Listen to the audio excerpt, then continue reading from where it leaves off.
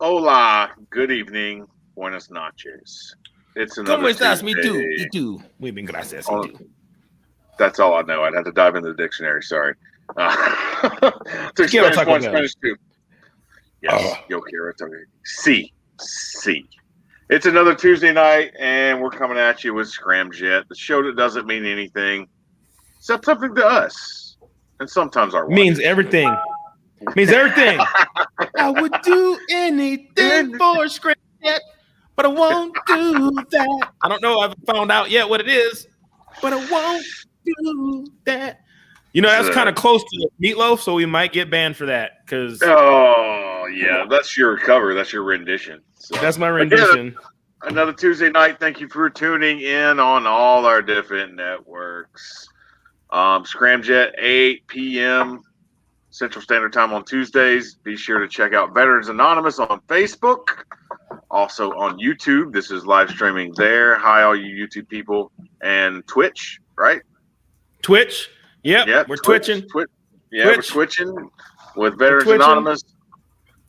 So last night we had Monday Night Mayhem. Tomorrow night we got the Crossroads at 7 p.m. Central Standard Time. And Thursday night to maybe end our week. We'll see what's going on. Is Full Metal Crayon Eaters, 7 p.m. Central Standard Time. With me here are the American and Uncle Si. Please, gentlemen, introduce yourselves. All right, Dave, you're up. Hi, Uncle Si here. You can kind of figure out how I got that nickname. And Army vet, old Black Boot Army, just having fun on a Tuesday night. Well, how you guys doing? The American, as you know me, the Sauce Boss, retired Air Force veteran, aircraft structural maintenance, touched every bomber in the fleet, doing the thing, proper warheads on foreheads, is like I like to say, a god to Marines and Army alike. Ground pounder god. That's what you can call me. Talk shit, you won't get your air support. What? You should just stuck with warheads on foreheads, bro. Just foreheads on. No, I got it. Come on, man. We got the special kids on here. We got the crayon eaters. So we gotta let them know they get a little uppity. So sometimes you gotta put like, hey, look. It's okay. Everyone has a hero. That totally reminds me of that Facebook meme where like the Marines or the Army's requesting air support, and there's an Air Force plane flying over, pulling a flag that says, "You can do it." But yeah, just on, getting on Scramjet.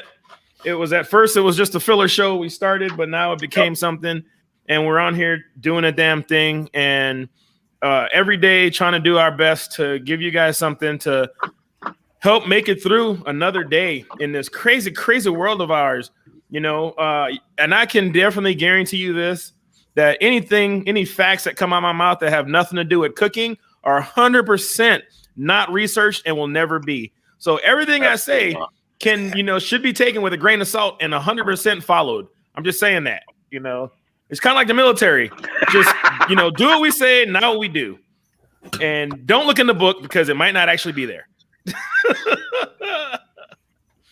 But we got a couple people on here. We got Mike 10. Where's Mike 9?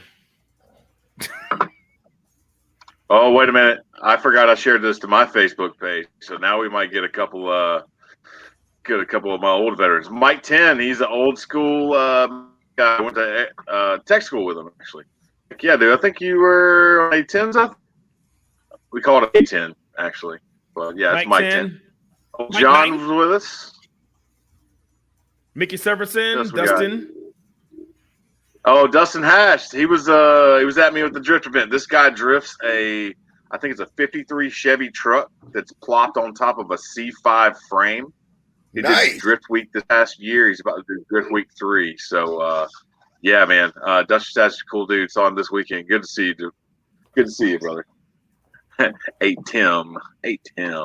Miss Ashley Moon Butler, how you doing, darling? Thanks for joining us. Her Marine has affected her. Did you see how she spelled evenif? Evenif. Anyway, This is Scramjet. This is Scramjet. I'm W, aka Webb. You probably see me on my Facebook. I forgot to share it to that. That's fine.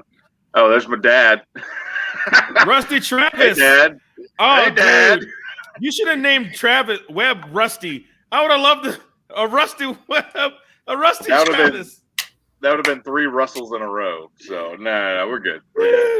At least make his middle name Webb Rusty Travis. He's a then veteran you would have as had well. to be a NASCAR. Dude, you would have been a NASCAR driver. 100%.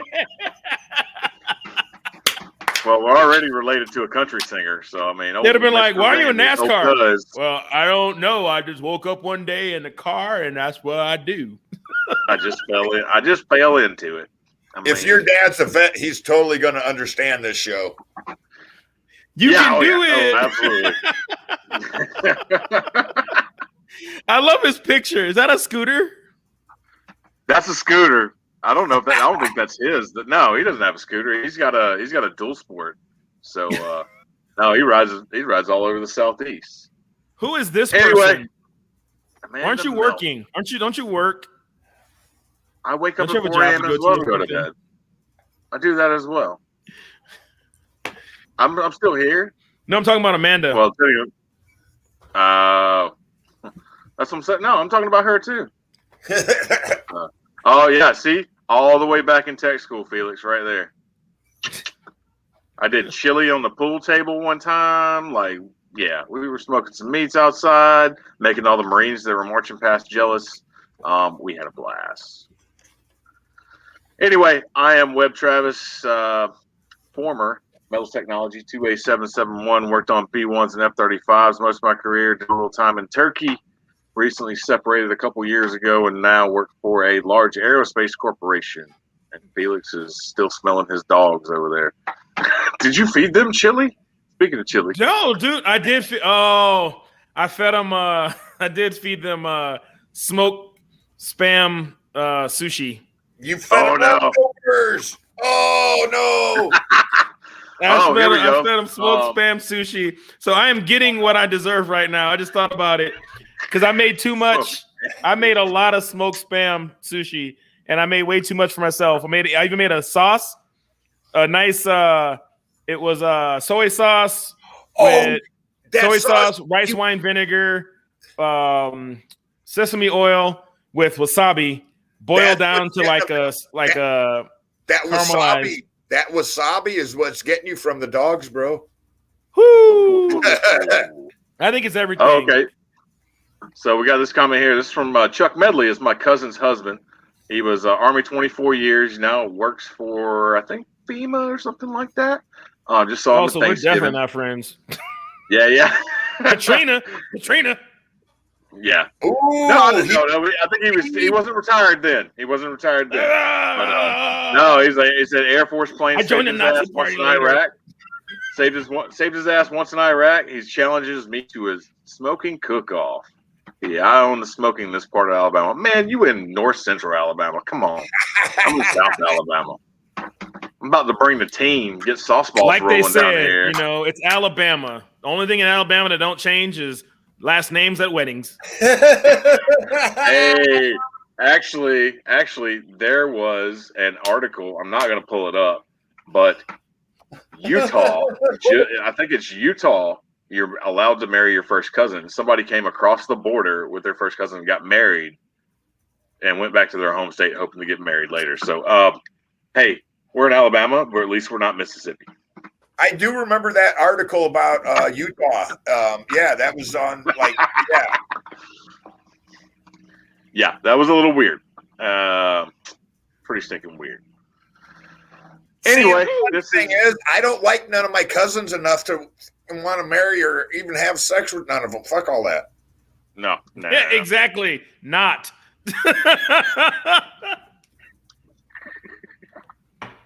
Even anyway, if I don't like none of them. Holy crap, Si. Every time. We have a few little sectors in here we'll get into later to tactically acquired. That's where we review some, Air Force military memorabilia. I'll show you the little tag real quick so you'll know when it pops up. Things you have acquired legally throughout the years, please let them be legally. We will not be called into court to testify that you had this piece. Don't show up with any kind of explosives or any smuggled grenades. We're talking about coins, patches, decommissioned things, shells of that matter. Don't be pulling out the alien corpse you snuck out of Area 51. Yeah. We don't want nothing to do with that. We don't want anything on video that we would have to testify about. We're good. Trust us. If you want to, you can message the Scramjet Facebook page with a picture, short description. Be happy to try to get it on here. We've already had some good submissions from some of our viewers. Coins, a few patches. We've also, all of us have all kinds of memorabilia of our own. Hey, your cousin wants to know about something. That's not my cousin. I know.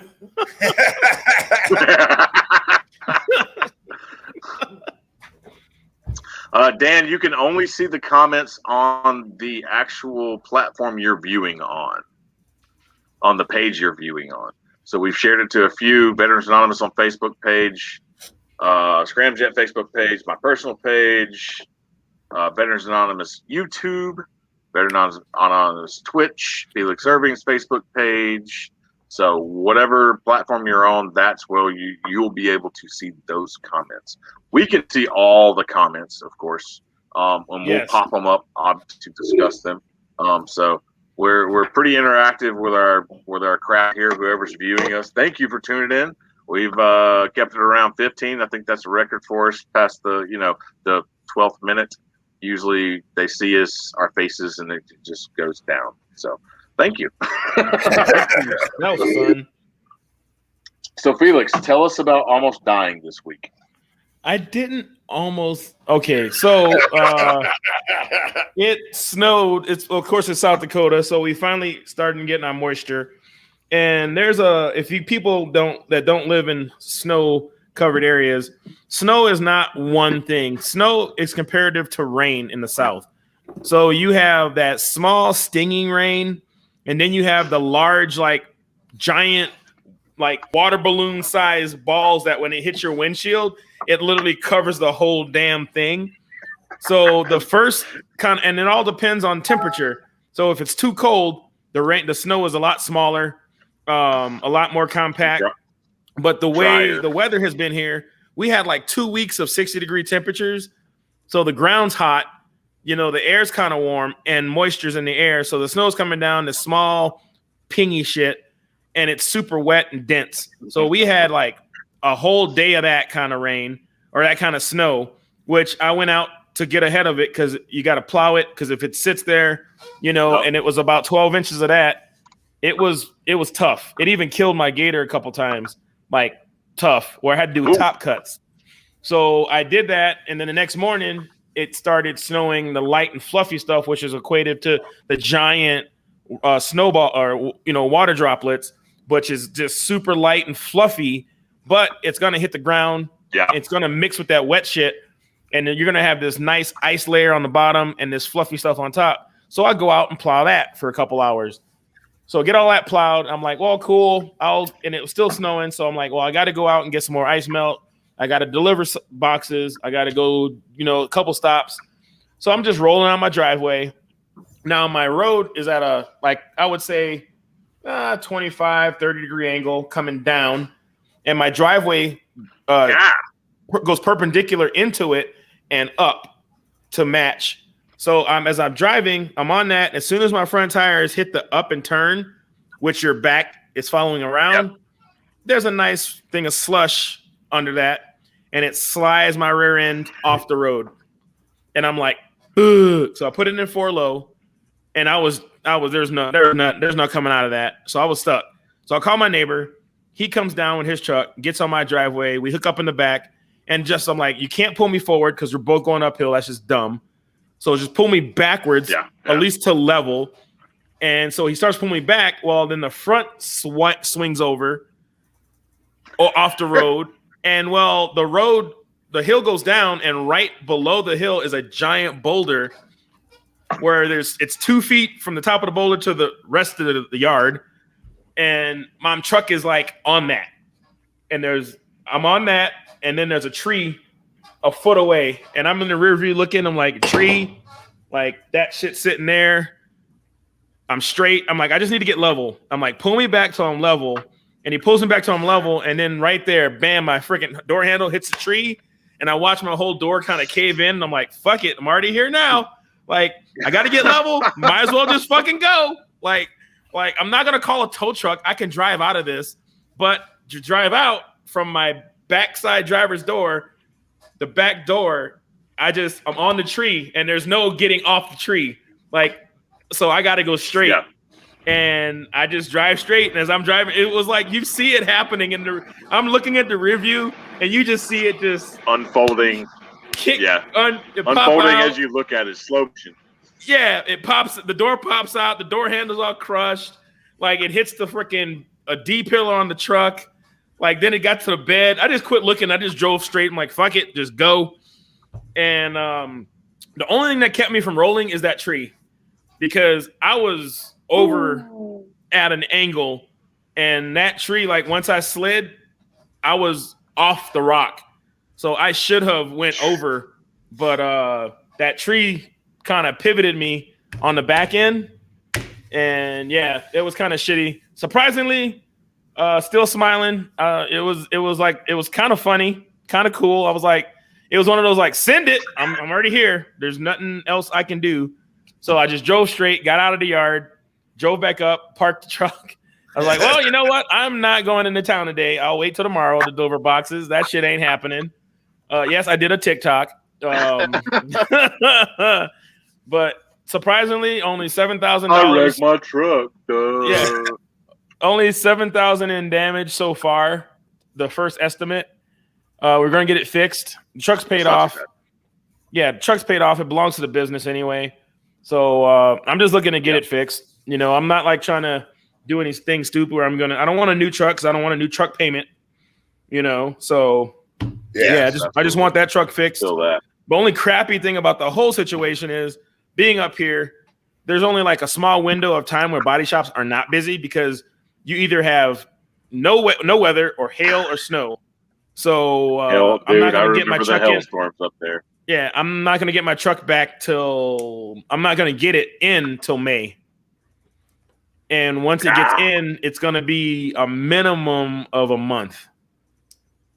Ow. But they're going to, they even quoted the wrap. So like the second driver's door, the passenger driver's side door, the second driver's side door anyway, has to get repainted. It's going to have to get repainted. So that has the big logo on it for the deal. So they, work with Science Now. Replace all that. Yeah. They're gonna do everything, and I'm gonna call Science Now and be like, tell them you got to do the whole thing at once. redo the whole thing. I don't want it to look fake. I don't want it to look all faded and one looks all shiny new. Even though they did a really good job, so it looks rather good anyway. It looks like the first day I had it. Like it does not look bad. So I'm not really worried about that. I'm just happy that we got it in and it'll get done. But yeah, that was a bunch of fucking horse shit. Especially after that was day 6 of not drinking. So that was definitely a day I wanted to fucking drink. Like I was like, yeah, that was one of those days. Like, what's in the fridge? Jesus. What is if I make it myself, does that count? Sure, whatever. Well, you didn't get hurt. You just hurt your pride a little bit. I've been in those. I didn't hurt my pride at all. I just it was just shit. Ain't nothing to do. I can see it would hurt my pride if it was something that I forced to happen. But it was literally like, yes, that's the only way that's going to happen. So I heavily salted my driveway now. So my driveway is as salty as a E4 with 18 years in. I bet. Kill all the clamps. Yeah. I had a very, very long weekend. It was a very awesome weekend. We actually kicked off the first round of our 2021 season with the Clutch Kickers $100,000 Drift Series. I tried to pull up a video earlier, but my internet is acting up.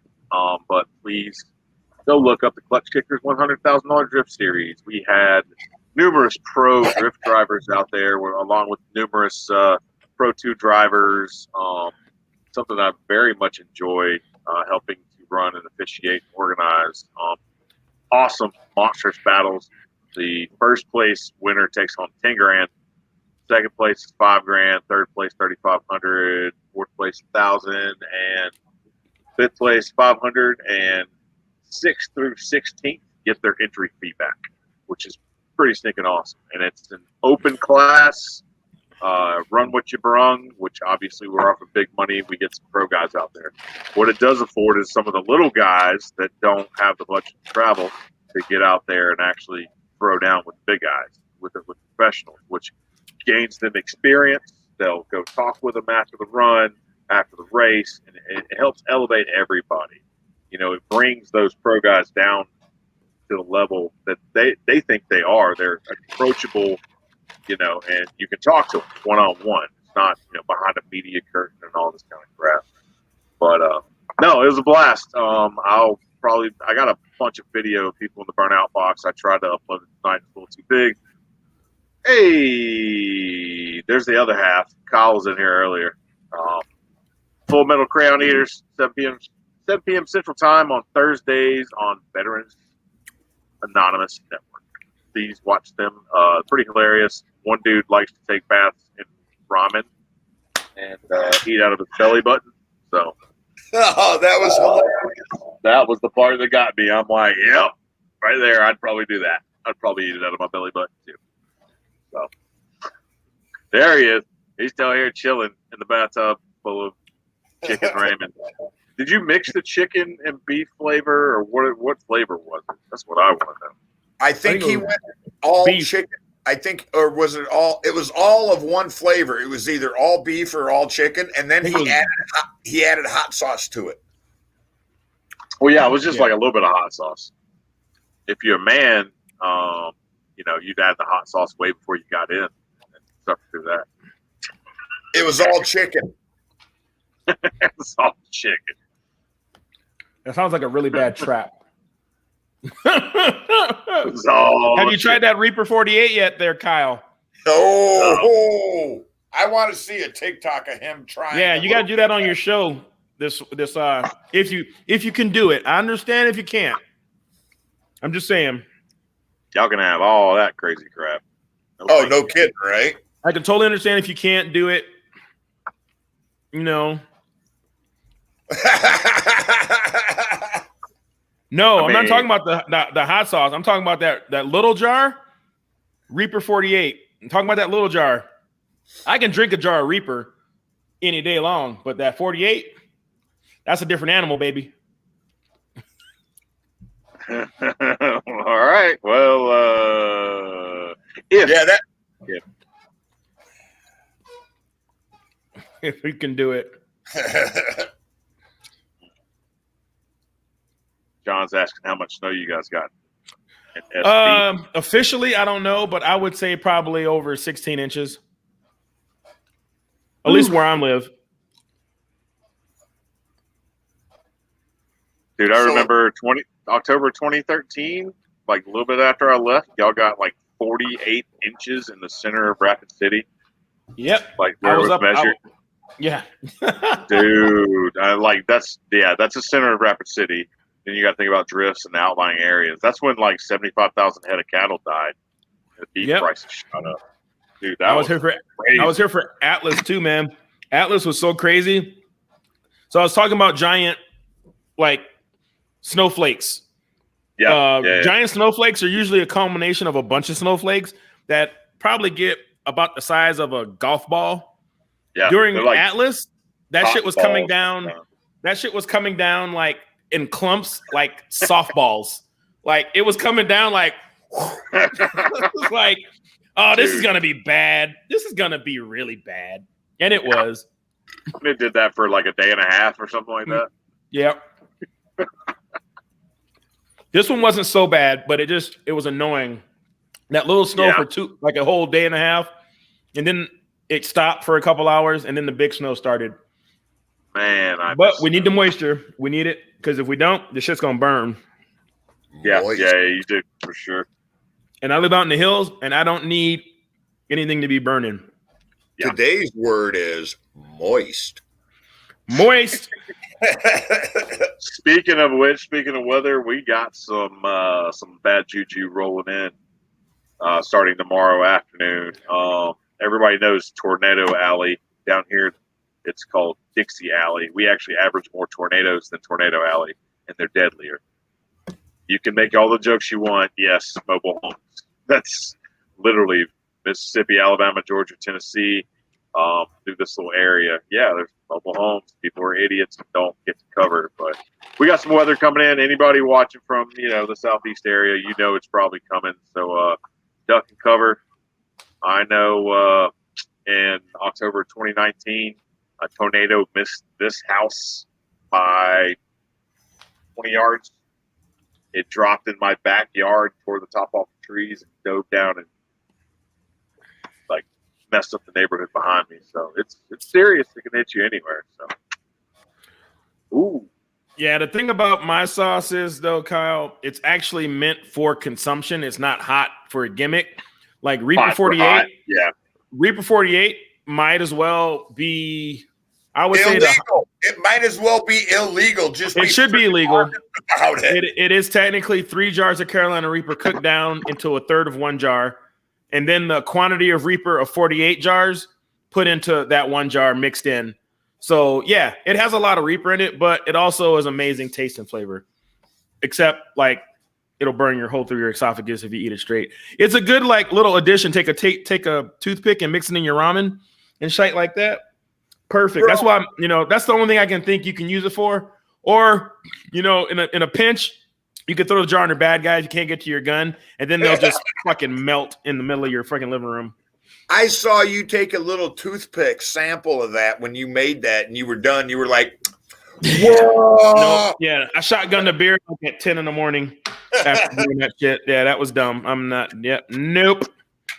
You can't even goat me. You whatever, little baby back, bitch. I'm like, okay, cool, whatever. Call me whatever. I'm not eating that shit again. Did Oppenheimer nuke himself? No, he did not. Matter of fact, it is halfway through the hour. I'm gonna. Sorry, finish thought. Nope. Go ahead.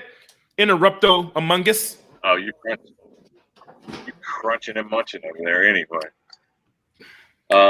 So it's halfway through the hour.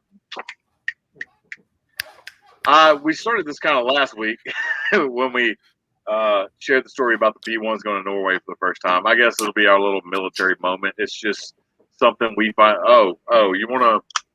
Oh, really? It's funny. Show your knife. Tell them what you told me today. Be like, so I bought me a new knife and stuff, bro. Yeah, got a new knife. Got a new knife. I was like, oh, wait a minute.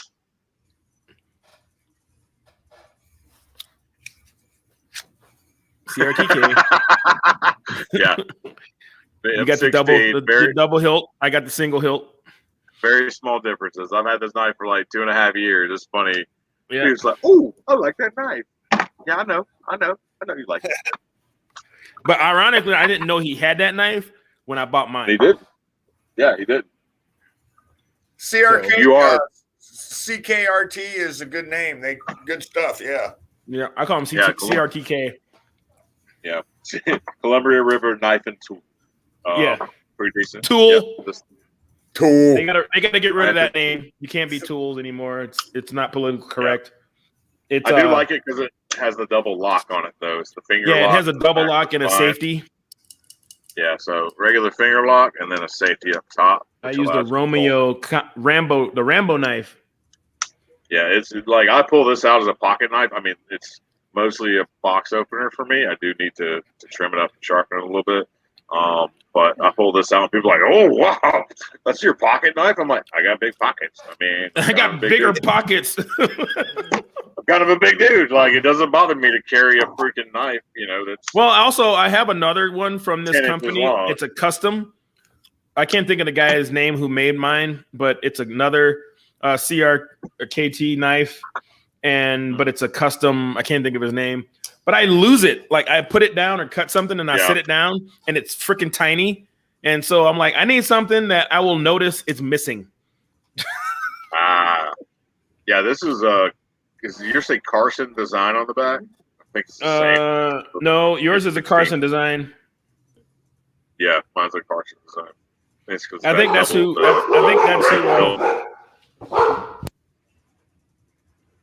I think that's who designed the one I'm missing. That's somewhere in my house.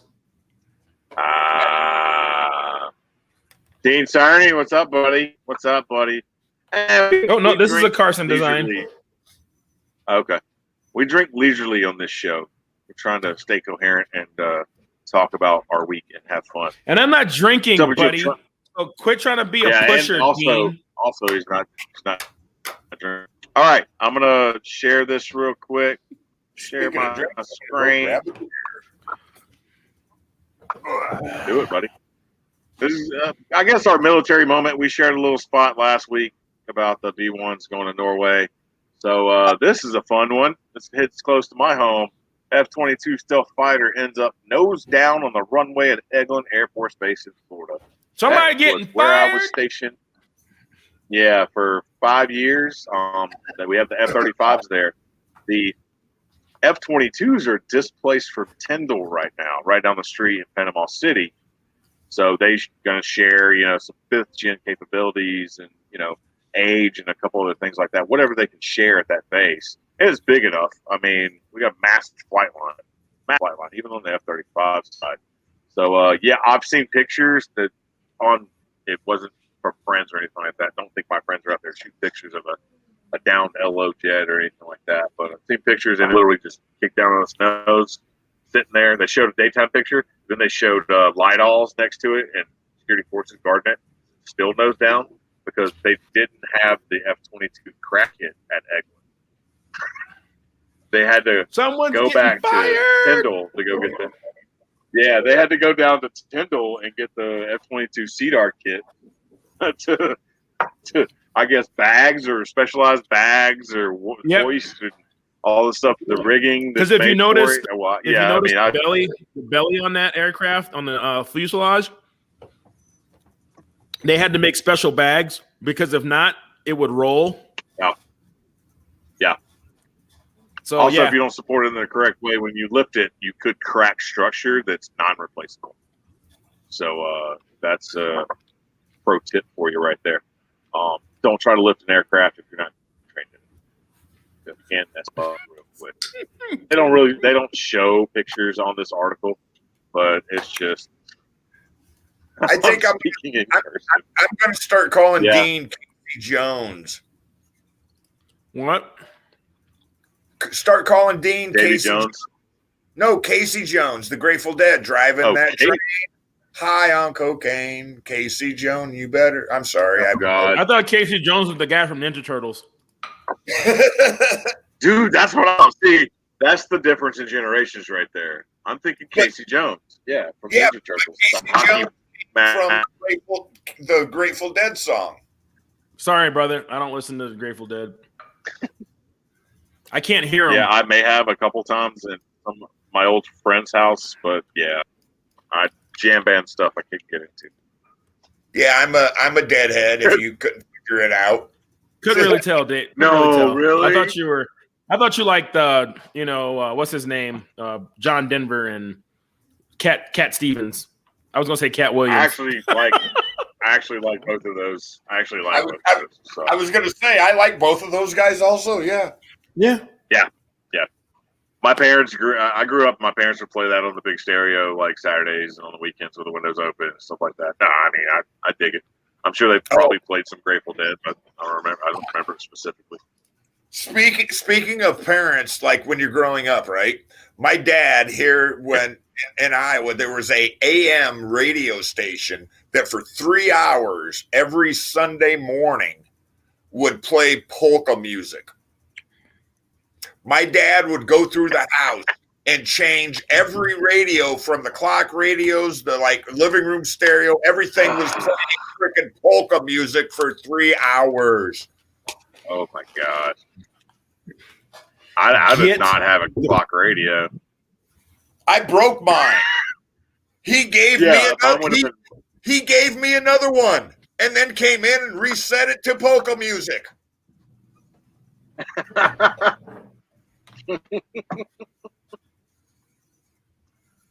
What I do miss listening to was the Dan Aykroyd Blues Hour. I'm sure I know it's online, but there was a radio station back near my hometown that used to play that 95.1 The Fox. That was good.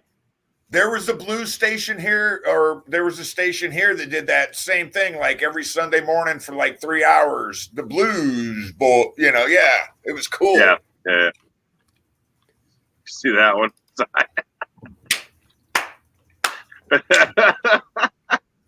If you're a little younger and you've never had an old school guitar amp that's powered by tubes, or an old school radio amp that's tube powered, sometimes they didn't like the light off. So when it's getting colder conditions. I'm literally that old. Yes, I remember TVs having tubes in it and having to change them and stuff like that. And radio, yeah. Man, I hope you're not changing the TV tube, because that's a cathode ray tube and you die. Bro, I grew up in the age where we had asbestos insulation on the heater tubes in my grade schools that we played with. The ceiling tiles had asbestos, Oh, I miss the House of Blues in New Orleans. What's IIRC? Yeah. If I recall correctly, it's internet speak for you old people. Kenny Howard, this is an awesome dude right here. He's out of Montgomery. He is a beekeeper, actually. He's got lots of swarms going on right now. I was a beekeeper.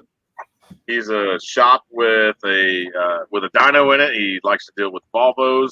Very smart individual, and I like him a lot. Thanks for watching, buddy. Yeah, it's always interesting watching what's going on at your house. I was a beekeeper. I kept B-52s, B2s, B1s. B1s. Oh shit, I was too for a little bit, for 3 years. I was a beekeeper. Man, my bees pollinated freedom. Yeah. How was it? So I've never heard of that. I don't know why I've never put that together. A beekeeper as a bomber maintainer. Huh. Beekeeper, crap. Baby. I just made that shit up. That's pretty good, though. I mean, it works. Fucking sobriety. What the hell?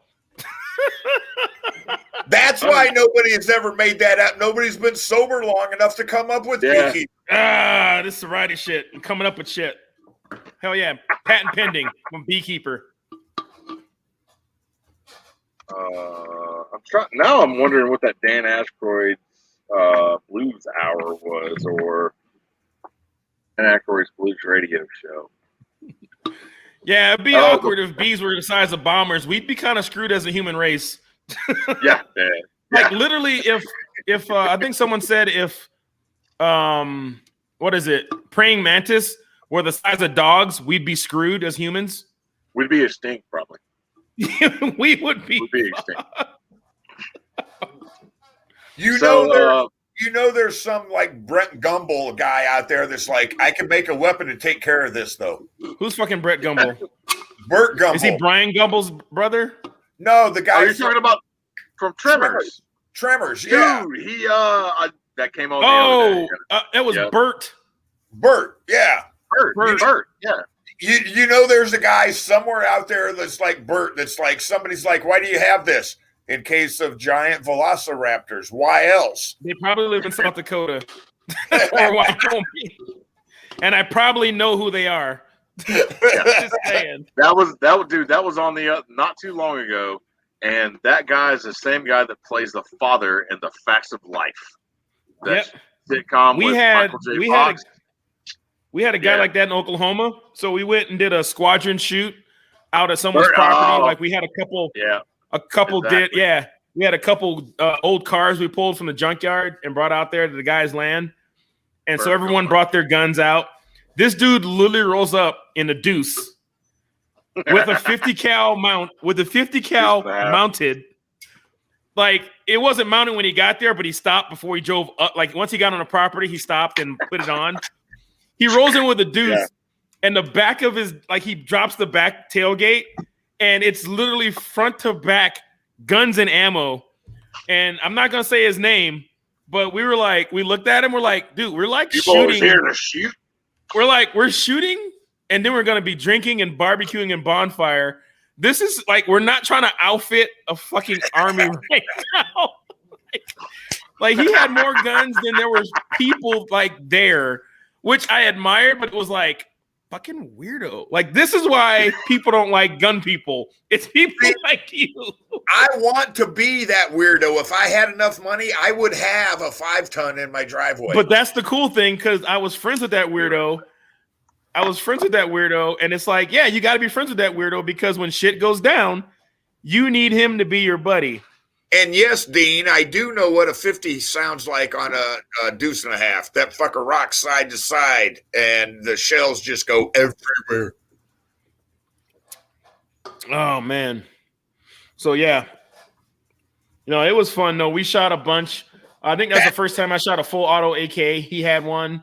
That's what you should get. You should get a 5-ton to pull the food smoker with. Yeah, and I would never try. You know how much gas I would fucking spend. They use diesel, bro. It still costs money, bro. It's not free. I walk up to the pump. Hey, man, it's diesel. But diesel's a little cheaper. Well, for now, it's a little cheaper than gas. Yeah, sometimes up here it's not. Generally, up here it depends. I don't really look at diesel because I don't have a diesel. But no, man, that doesn't seem like a very comfortable ride. Like, how fast do those go? We had a 5-ton going 62.5. Yeah, exactly. Like, I don't want to take a month to get across the country. Yeah, like if I can get a deuce to go 70 pulling a trailer, nah. Upgrade the turbo, upgrade the injectors, upgrade the pump, upgrade the transmission. How fast does a deuce and a half drive? If you upgrade stuff, you can get a deuce to go 75, 80 mile an hour. No problem. No, you could do it just by 58 miles an hour, max speed. Yeah, I was about to say 55. You have to do gear ratio, but those big crazy I forget, planetary axles or whatever they call them. Yeah, that's hard to re-gear those, to get a gear set that big, because the gear set is literally this big. It's made for torque. You know what I mean? Dean's comment, Felix is going to be pulling up to the airport to get avgas with his old GFA card. Freaking hookup, call all my hookups. Like, hey, man, you still working on the flight line? Like, man, just all you got to hope is they got the carbon copy. Stick the nozzle outside the gate. Yeah. Stick it through the fence. Just stick the nozzle through the fence. Yeah. How did the Cessna 172 take 485 gallons? Well, you see, what had happened was there was a small accident.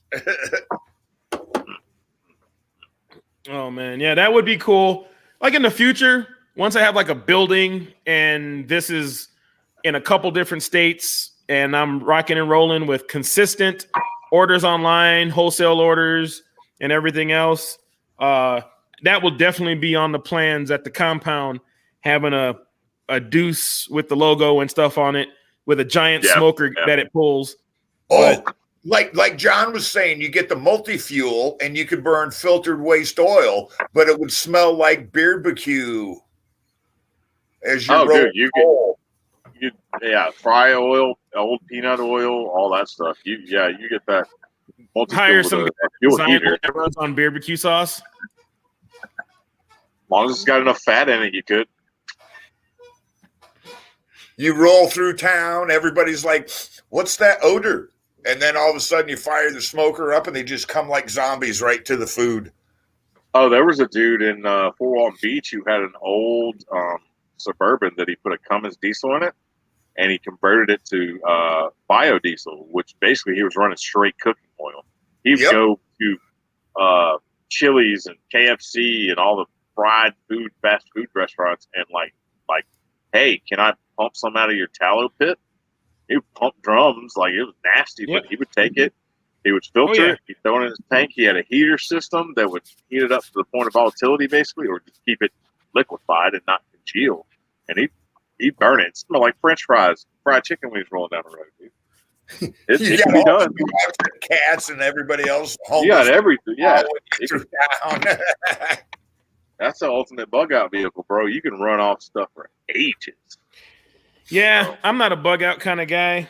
I rather Bug just chill. Not that, but a lot of people, like, I watch that show, Preppers.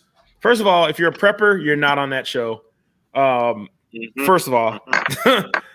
Second all, you got to think about where you live, the infrastructure around you, and what you actually have to go through. So all these people out here buying their mobile vans and their earth movers and, you know, like Joe Rogan's talk, like, unless you just want to go camping, like I've seen some up here in the hills, they're nice rigs. Yeah. But if you live in a city, the Overlander campers. Overlanders, but if you live in a city, you need to look at where you are. Because I'm sorry, watch just the one thing The Walking Dead got right is how the grid's gonna be with all the cars on the interstate. So, like the one movie with Woody Harrelson, the zombie movie, Zombieland, when he had that old plow, that's what you need. You need to go get a fucking plow so you can go through and just push shit out, because those Overlanders ain't going anywhere. So, if anything that I would have would be one of those combination bikes that use gas or electric, and you can still pedal. Yeah. You know, I would have that. That would be my pristine bug out vehicle. One of those kind of mountain bike style dirt bikes that uses gas and electric that you can still pedal, that's small enough to maneuver and get you places, because you ain't going nowhere, especially unless you live out here. If you live within if you live in any metropolitan area, you ain't going nowhere. Oh, well, like, it depends on what type of disaster it is. You know what I mean? It's going to be fucked. One thing. Well, EMP is probably going to be one of the most likely. But like Felix was saying, it and you both have said, it depends on what type of apocalypse it is. But like Felix knows the area that I live. I chose this area because there's places that if shit hits the fan, I can go raiding and get supplies I need. I'm holding up in place, you know. Mm-hmm. You know, I don't prep for shit. I like to have people I know that know how to do other things that I don't know how to do. And we can barter and trade on skills and services. Well, like, okay, perfect example. Me and Amanda, she doesn't like guns. She doesn't shoot. None of that. And I'm like, okay, but she has a stockpile of food. She's got a nice pantry. I have weapons. We can work something out. You can't be talking about a girl's pantry online, dog. It's not like, you know, you can say her pantry's okay. Kind of saw that coming. I should have. Maybe we should. I mean, I'm not a prepper, so to speak. I think prepared. I have a little go bag in my truck for simple unrest if I need to get home and get my family. Right. Well, and I don't think that makes you a prepper. Preppers are more the people that like have, 3 weeks worth of food and water in their house. That to me is a prepper. Well, somebody has a go bag. Well, you know what I mean? I'm again, like Felix said, a true prepper is not going to be on that show. Right. Yeah. Well, like the one guy who was out there shooting his 22 with his son and he shot his pinky off. Or the one guy who was kind of prepperish, but he wore all the military camo and he made him black out his face and change his voice. But then he did the whole I could put my gun together blindfolded, which I always laugh at, because I'm like, what situation are you in that's that bad where your gun is disassembled in the dark? Exactly. Why is your gun? First of all, why is your gun apart in the dark? Clean your weapon in the light when you have time, and if you don't have time to clean it in the light, don't take it apart in the dark. I can put my gun together blindfolded. Dude, good job for practicing something that'll never happen. Exactly. I heard this from a security forces kind of CADM instructor in Turkey. We were in there, and I knew him pretty well. He'd been over my house a couple times. We talked weapons and stuff like that. I had to go shoot CADM while I was there, and he was talking about the importance of lubricating your weapon system and how to keep it lubricated. And he's like, but sometimes, field expedient repairs and lubrication just don't work. He's like, you know what you're gonna have to do if your weapon gets dirty. You put it. He literally took it straight out of the movie Friday. He's like, you better put some water on that damn shit. You better basically rub the sand off of it, get it operational, and keep rolling until you get to a point or something else where you can lubricate it. It doesn't matter. Surprisingly enough, people don't realize that if you shoot your gun, the carbon in it actually kind of gives you a little bit of lube. To a point, yes. To a point. Better than nothing. A little bit, yeah. Well, it's John, like Hurt Locker when those guys were pinned down on the ridge out in the fucking sand and there was blood and hair on the magazine. He's like, spit, wiping the rounds off, reloading it, spit, Yeah. Or pee on it. Yeah. So field expedient is a different situation. That's why they have a go, no-go gauge when they're gauging, M4 barrels, and then a field gauge. Right. Go, no-go gauge is when you got time to swap out a barrel and stuff like that. A field gauge is like, okay, it'll chamber around and it's safe to shoot. It might not be as accurate, but it will do it. It will. Oh, yeah. Yeah, exactly. Like 60s and saws and a bunch of other weapons. I just thought of this, Webb. People putting guns together in the dark is like Air Force guys feeding Marines in the dark.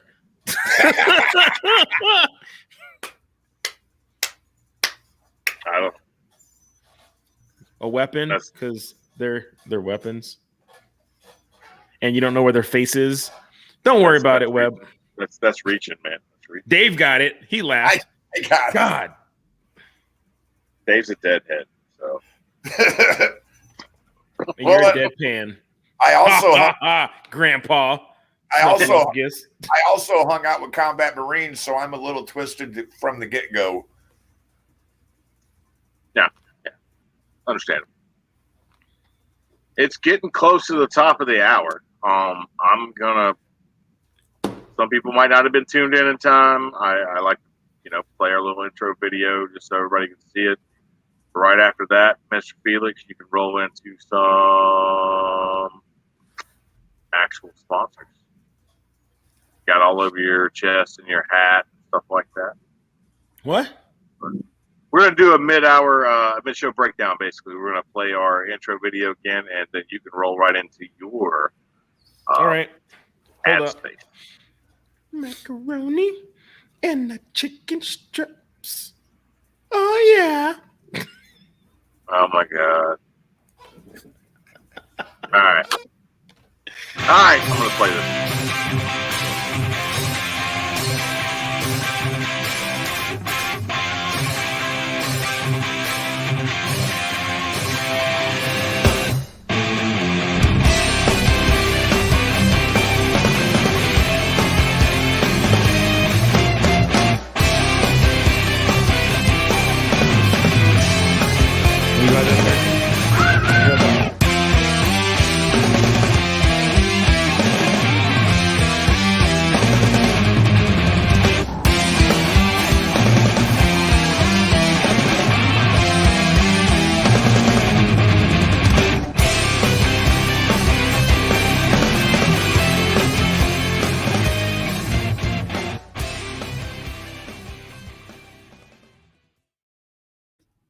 Again, for everybody kind of just joining us or just filtered in, this is Scram Jett. We're on a Tuesday nights, 8 p.m. Central Standard Time. This is a kind of a therapy for all of us. We talk about hobbies and our pastimes and what we like to do to basically continue, I guess, that sense of order, maybe discipline and focus that we have, that we got through the military. We all have different hobbies for sure. I'm drifting, not so much the guns anymore. I still have them. Felix has got his own huge business. Dave likes to take beer and cig strolls. But we are on the Veterans Anonymous Network. We are streaming on their Facebook page, their YouTube channel, and their Twitch account, along with a couple other accounts. Of course, if you're on that account, you know where we're coming from. Please join us for our other shows. Monday night is Monday Night Mayhem with Judy G and Lunchbox. That is 7 p.m. Central Standard Time. Wednesday night is Crossroads with the Combat Cricket as the host. That is 7 p.m. Central Standard Time as well. Thursday night is our favorite Crayon Eaters, Full Metal Crayon Eaters. We love them because we have to. I mean, what? Baby Jesus and Tommy Roddick. They kind of close out our week, but we're looking into maybe adding another show. We will see on Friday. We'll see if the host can kind of get his ish together if he's not too busy. So please tune into us. Please support Veterans Anonymous. We are here for veterans. We are here. This show is particularly here to distract. I would say that much. Distract and share what we do, what you guys do. Best way I personally know how to deal with stuff. I'm not sitting here saying I didn't face my demons or anything like that. And I'm not saying you shouldn't do that. But sometimes it is good to take your mind off of stuff and focus on something else that's pretty tough. I'm just sharing out the show. Go ahead. Yeah. No, I got you. Definitely. Get something in your life productive. Don't just wallow in anything. Reach out. Please reach out. There's multiple, if you're into any kind of racing, drifting, anything like that, there's multiple organizations out there. Please reach out to us. We can get you in touch with them. I know lots of organizations that take veterans on rides. They put them in race cars, drive. Please pick up a hobby. I'm telling you, multitudes of us, just like everybody on the show, out there doing this crazy stuff. And it's fun. Yeah, there's only so much hookers and blow you can do, you know. Yeah, and if you have an overabundance, Dave has a place where we can store those for you until you're back on your feet, and you know we can feed your hooker. You know, make sure your blow's fine. Overabundance, move out of Vegas. Just saying. Get away from Nellis. Yeah, get away from Nellis. Yes. Speaking of Nellis, I'm not military anymore, but I will be in Las Vegas. I think it's the weekend of April 22nd. For why? Let me make sure that's the weekend. You should hook him up with Mike from Blaze and see if them two can do a meet and greet. Very true. So, yeah, I'll be there from the 22nd to the 26th. This is the Holly LS Fest. Holly is obviously a huge aftermarket company. They do LS Fest East, LS Fest West. I help run the drift events at those events. I've never been to the one at LS Fest West, Vegas, Las Vegas Motor Speedway. It's supposed to be insane. Lots of drag racing. There's actually a big Baja course out there. They're going to be jumping trucks. We're going to have a drift competition. First place winner gets like $1,500. Plus, it's on the West Coast. So all you crazy cats with freaking anything with the LS engine are going to show up. You know what I mean? Everybody from Southern California, New Mexico, all that stuff, which is going to be awesome. I can't wait to see the crazy stuff. I've seen stuff on the East Coast, but Holly LS Fest, please roll out and see us. Like I said, it's part of a hobby. Get into it. I meet lots of veterans at all these different events I go to, and it's awesome to see them. Awesome to see some of these veteran tribute cars as well. I've signed quite a few different cars. They'll paint their roof black with chalkboard paint or something like that, like a drag car. And you'll roll up and they'll hold signs like, hey, if you're a veteran first responder, come sign this car. And some of them like cut the roof skids off and then auction them off. You know what I mean? It's all kinds of crazy stuff. So lots of cool stuff. Donnie 514 checking in on Twitch, I believe. Cool. Kick butt. Thanks. Ooh, Twitch. That's Fred Milliken. Yes, he's a buddy here from South Dakota. He's a Army Air Force guy. Not Army Air Corps. He's old enough to be. But no, he was Army Air Force. He knew Cy then. Army Air Force. Damn. Yeah, they kind of started off the Air Force. They came up with the idea. What if we put planes in the air and instead of walking on the ground? No.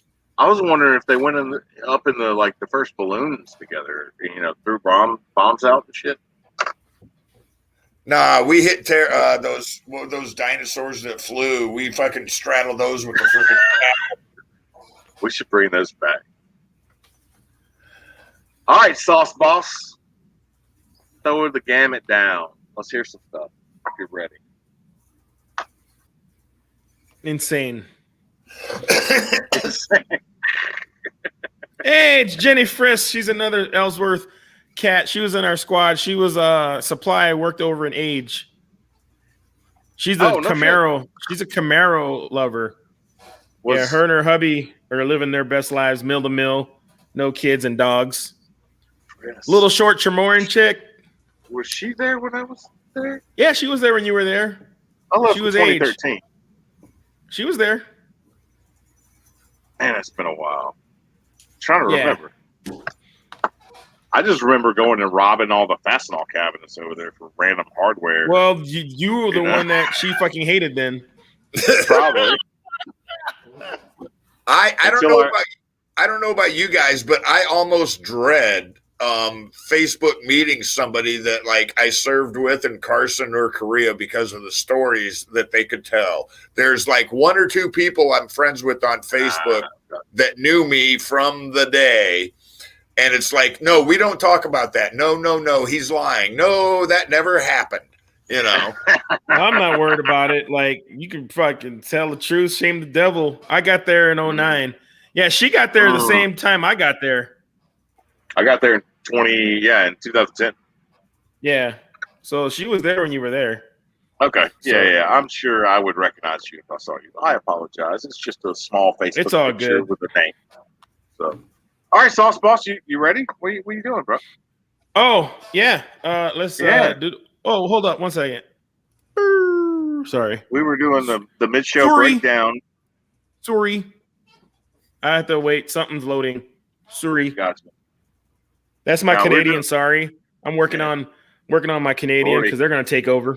Felix was having a Canadian moment. Dude, we've already got a bunch of French Canadians down here with the Airbus thing, man. It's I like a lot of them. They're cool. Some of them are a little. It's just cultural and language barrier for the most part. All you gotta do is show them some poutine and they'll be fine. Dude, we just go get some regular gravy and dump it on some fries. Okay? That's pretty much. Don't say it. You're trying to cause a civil war up in here. What? Tell them about just take regular fries and dumping gravy on them. That's special. Poutine is special. Oh wow! It's partially burnt flour with. That's called spices. A roux. Hello. Yeah, a roux is basically a different kind of gravy. I know how to make a roux. Oh my goodness. Night, Kyle. Take it easy, brother. Dude, see you Thursday. Somebody gifted him a treadmill, and the first thing he did with it was run 5K for a warm-up. So I'm gonna let everyone know, if you give me a treadmill, I'm gonna block you on every social media. I'm going to call the ACLU and tell them that you called me the N-word.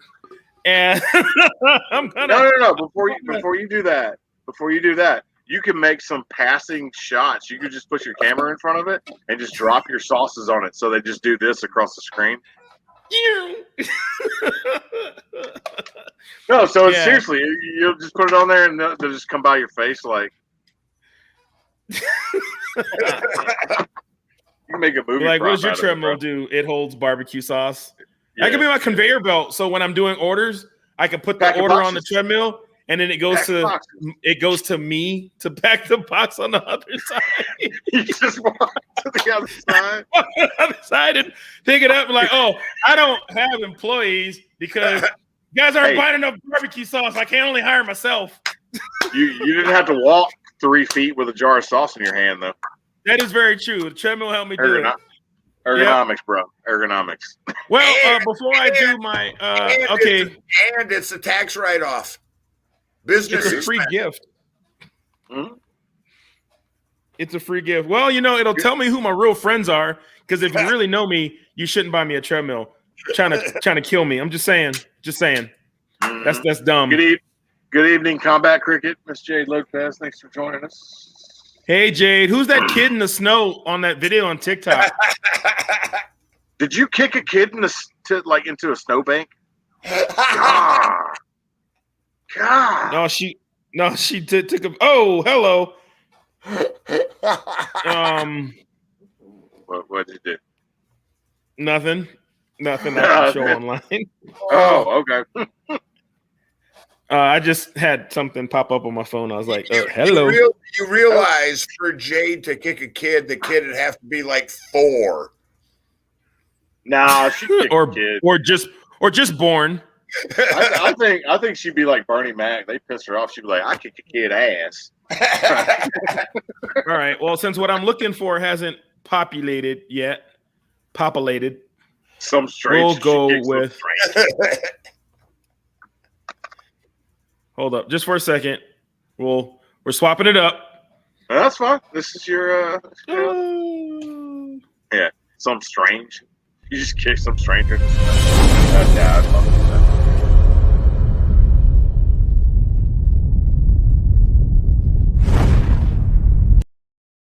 that. Nice. So we have it. That was one of my intros off of Barbecue and Bourbon. And this is beerbarbecuesauce.com, where you can find all of our fine products. You can click each icon that bring you directly to each corresponding sauce. You click on Bernie. That's where our gear is. Awesome gear page. What I've really been trying to highlight is our recipe section. So you can click on our recipe section if we're still in it. I don't know. You gotta let me know if I'm in recipes or not when I click on these, because I can't tell. My internet's being amazing right now, if you can tell. That's why I'm out in the middle of nowhere. Right now on mine, it's the main screen. Yeah, title page. Well, yeah, I'm still there, but it's not really working out right now. It's not populating. Go pre-order those Hawaiian shirts, by the way. Yeah, well, we do have some Hawaiian shirts going out. That's what I was going to try to get into, but for some reason, my interwebs are like, no. Oh, wait a minute, something happened. Oh, there we go. We're loaded. Yeah, it's coming up. Handcrafted sauce for hands-on pitmaster. Here we go. Yeah, something's happening. Like I said, I live out in the middle of nowhere. Where? Nowhere. But we have our first annual, second attempt barbecue sauce Hawaiian shirts that are on pre-order right now on beerbarbecuesauce.com that are not coming up. But I can actually the first annual, second attempt. First annual, second attempt. Well, because I tried them before, and I figured after I got 20,000 followers on TikTok right now. I figured if I can't sell 25 shirts with that many people following me, I should just quit selling shit. But I'm obviously not going to go there because I'm not selling shit, but I'm going to still keep on trying. Yeah, you got some fake friends, fake fans.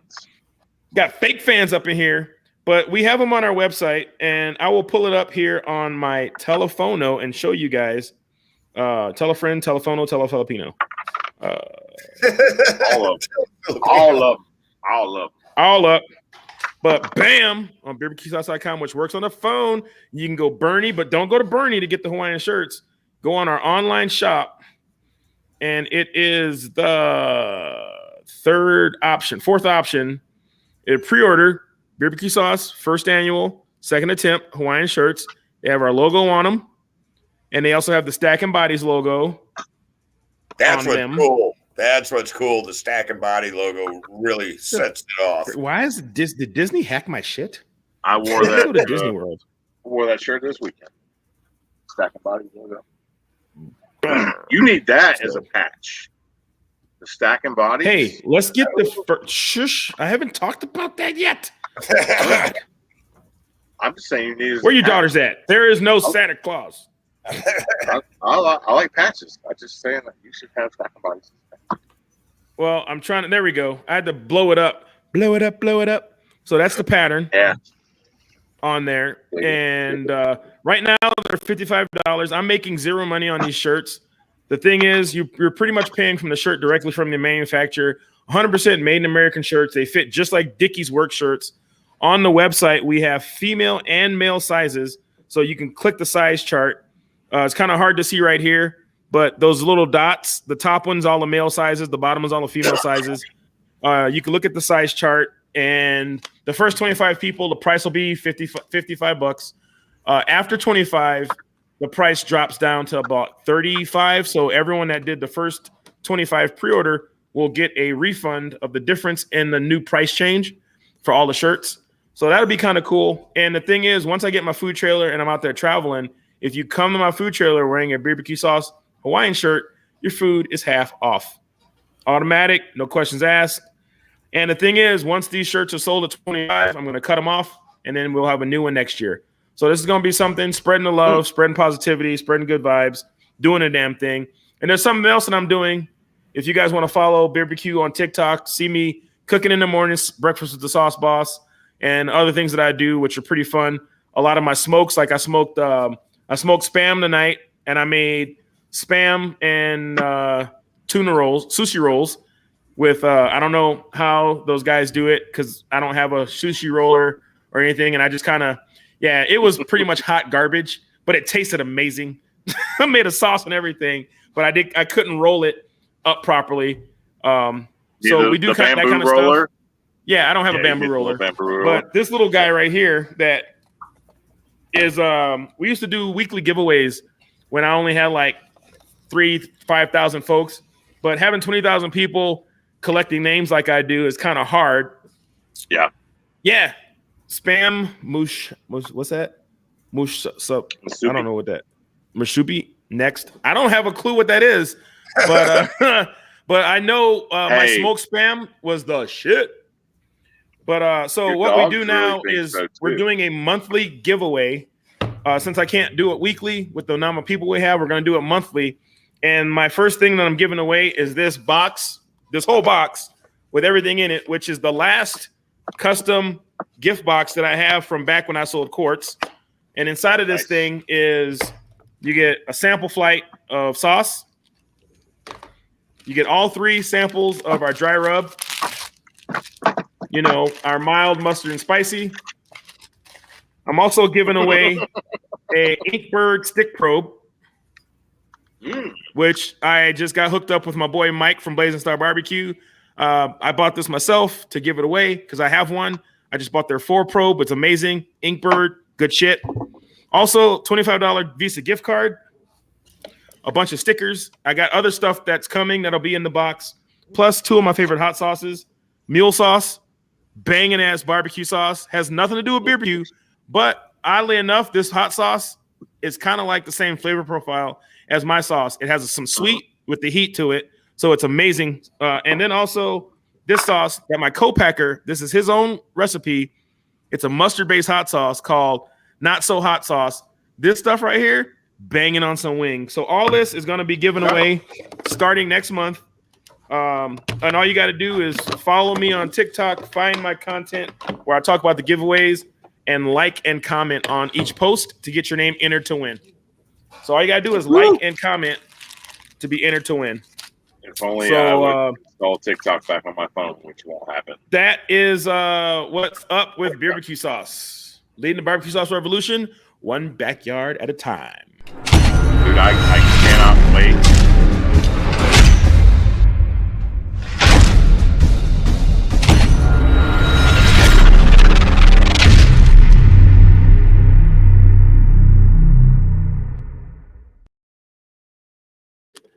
Oh, well. You shot me.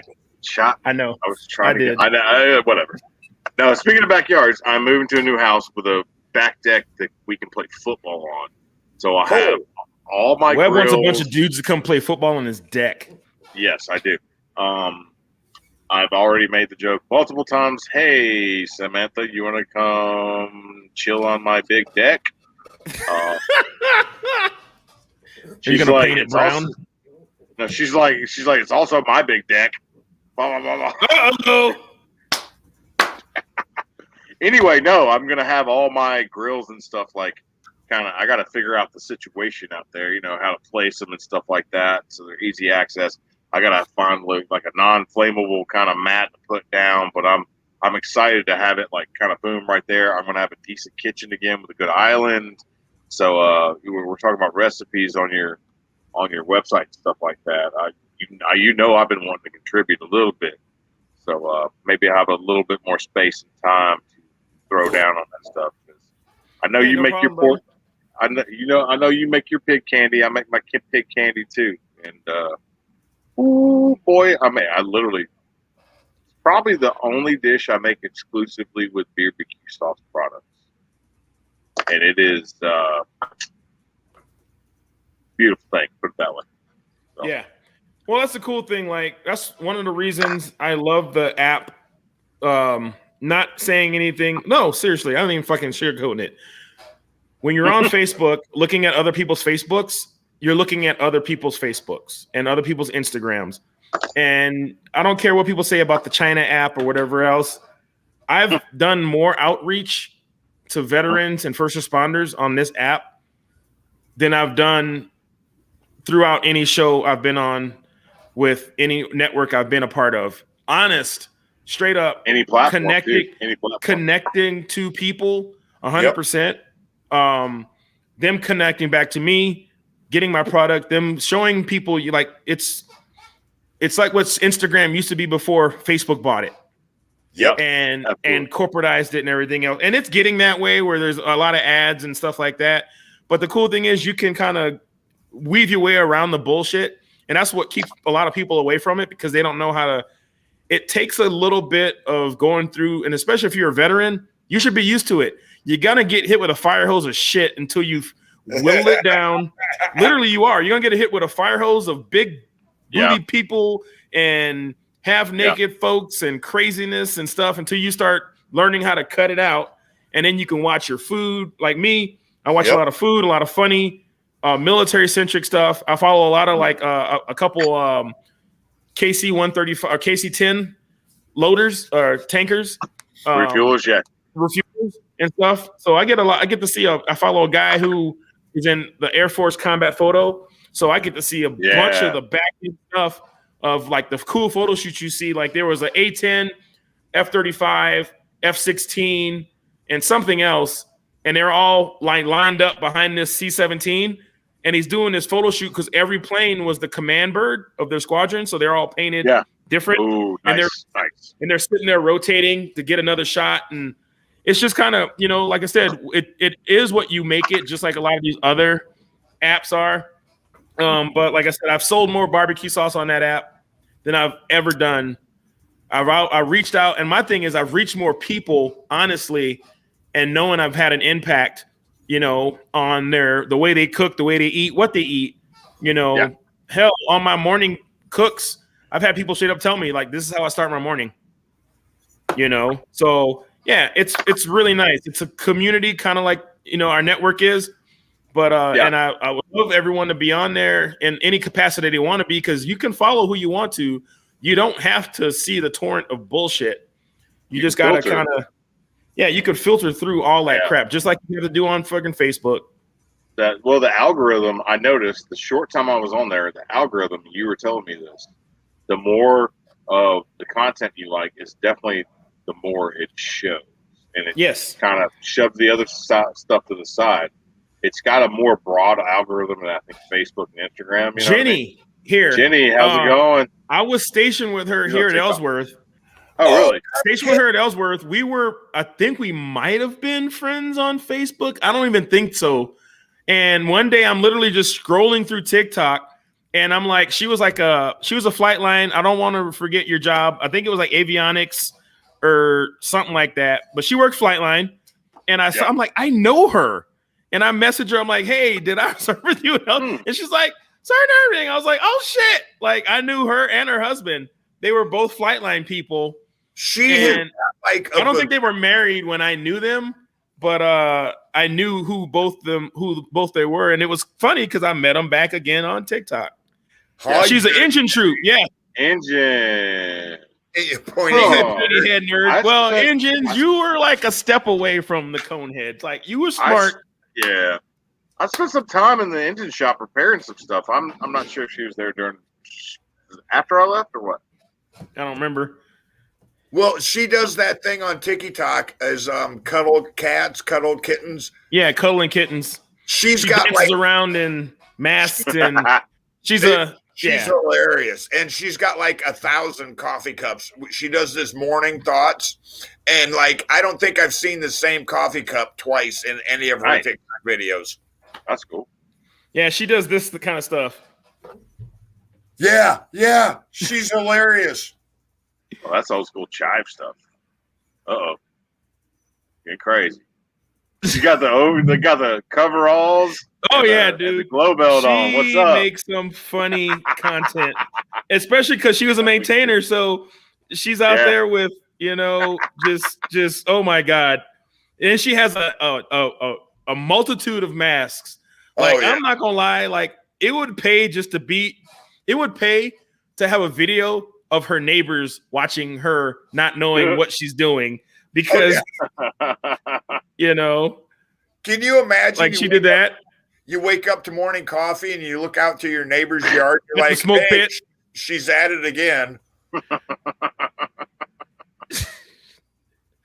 Trying to get an NCO's attention at the smoke pit. What? What do you want?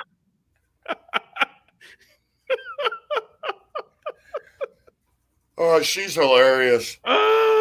And I can't, like, the song she's playing is The Lonely Island. I just had sex.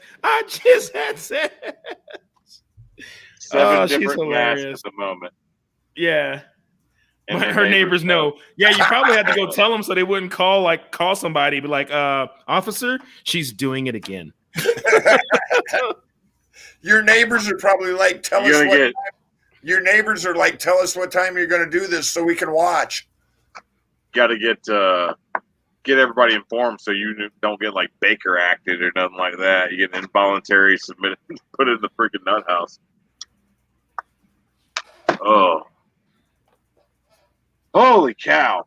It's been 2013 to 2017. That's that. Yeah, okay. So I left in 2013. So.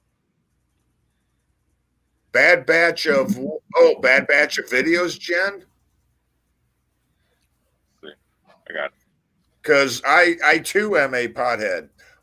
So I'm wondering what they had to make sure what's the bad batch of brownies, cookies. What are we talking about here? Coffee? Ooh. I know. It's already been a long week, man. It has, dude. It's like Tuesday. Like what? And this weekend I don't really have anything slated, but I do have a 3-day show coming up. Not this weekend, but next weekend. Dude, yeah, St. Patty's Day. Because I was actually supposed to be going out of town starting tomorrow, but I had to push that back till the week after my show. I just realized that Crossroads is going to be on St. Patrick's Day tomorrow night. Oh shit! We got to wear our green. Better wear your green. I got green in my tattoos. I'm covered. I'm safe anywhere. Nice. I have a green shirt. I don't, it's the whole like I'm not Irish thing, and I don't care. Well, see, growing up, I'm not drinking, so what's the point? We celebrated St. Joseph's Day, which is the Friday after St. Patrick's Day. It's the Czechoslovakian similar to St. Joseph. It's the patron saint of Czech drinking? Pretty much, yeah. That was basically all it was. We did it on Friday, of course. You go out, you get hammered. All us Polacks and, Czechoslovakians. Dude, I didn't know you were Polish or Czech. It's just... Yeah. Yeah, totally changes my perspective of you, Dave. Fuck that guy. Anyway, I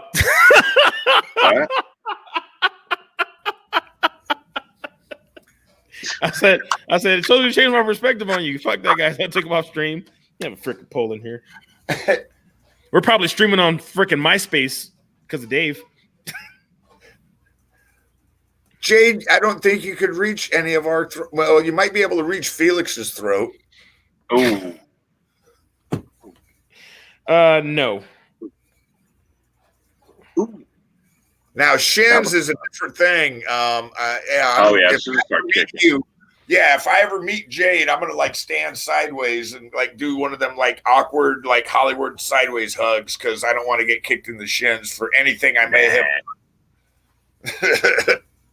bad first impression. Start just kicking. She might make believe. She's like, ah! She'll scare you, I'm sure. Piss her off, though.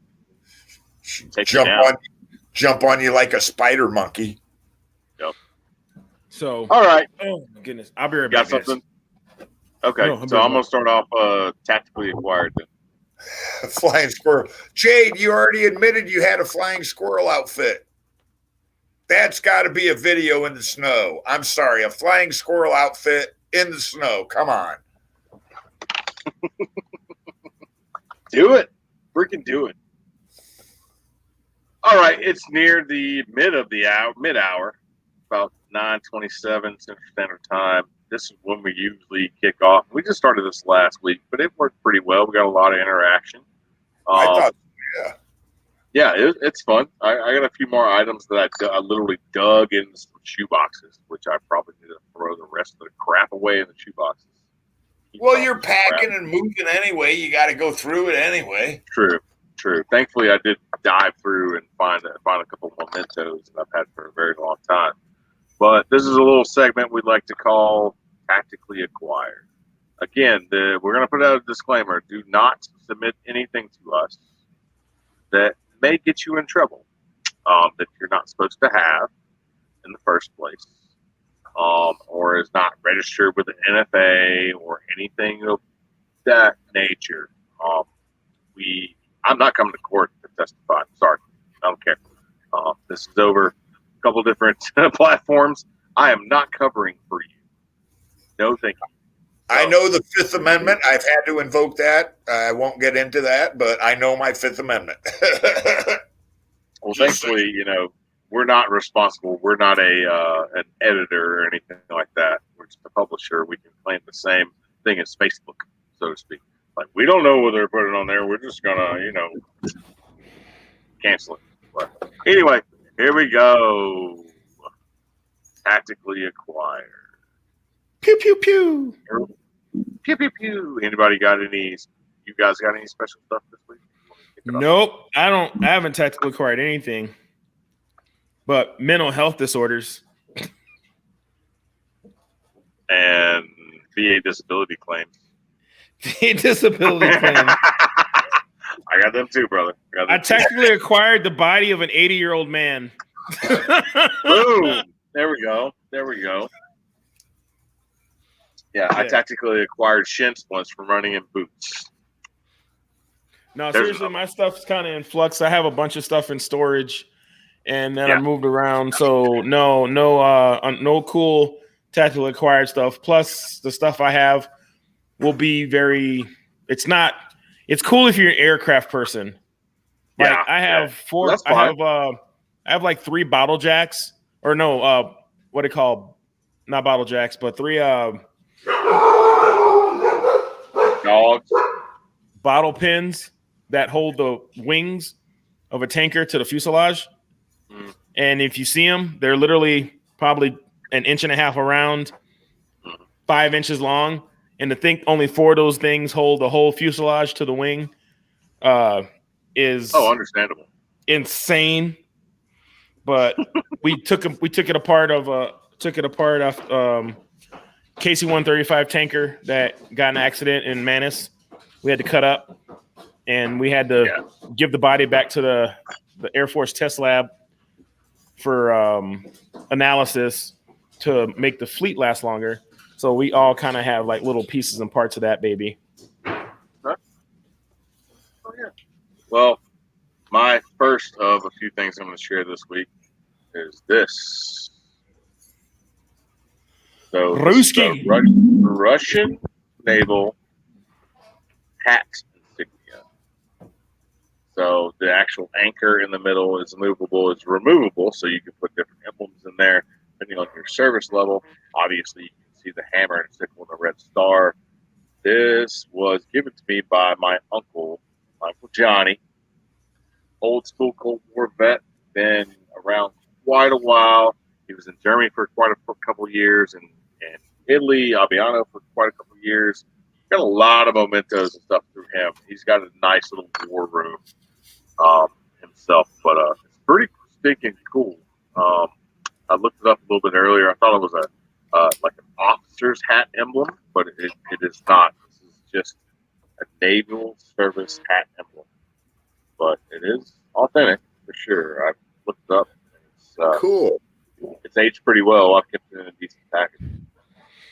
But Yeah. not a lot of people I know have ever even seen this, much less know what it is, much less have one. So Yeah, my dad gave me some that Katrina Quite a took while. away.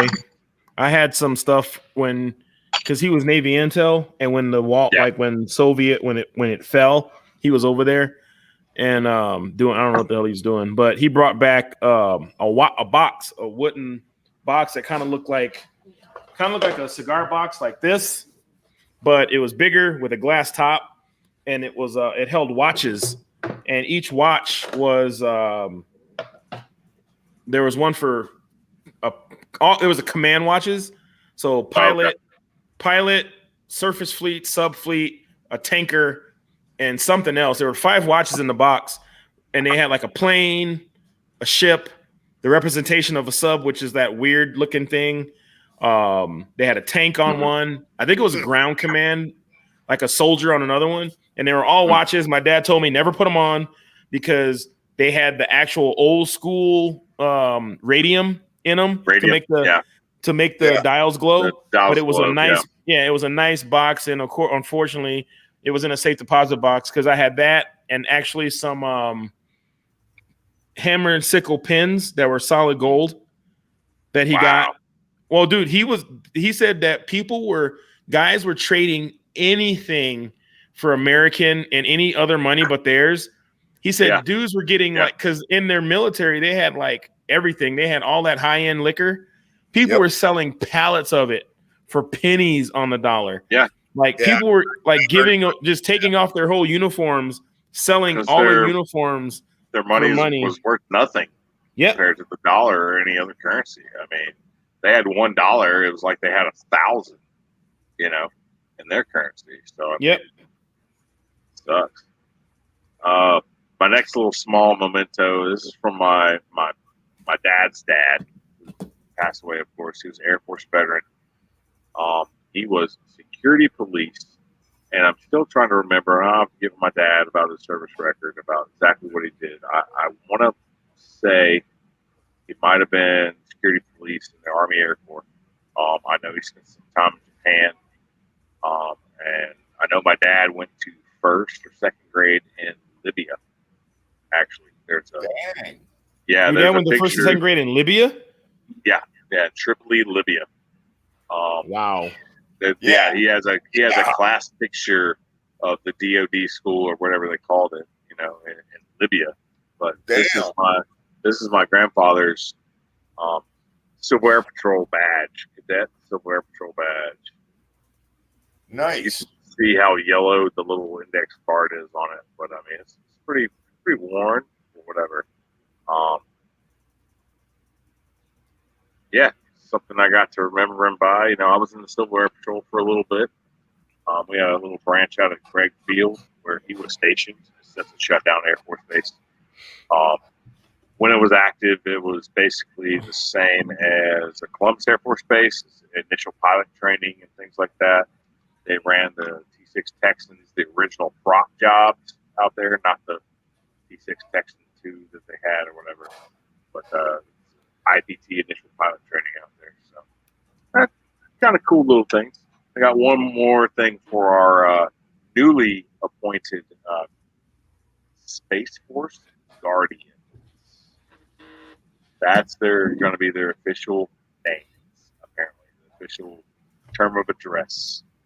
Guardian, apparently. I mean, we'll see. I can't. Okay.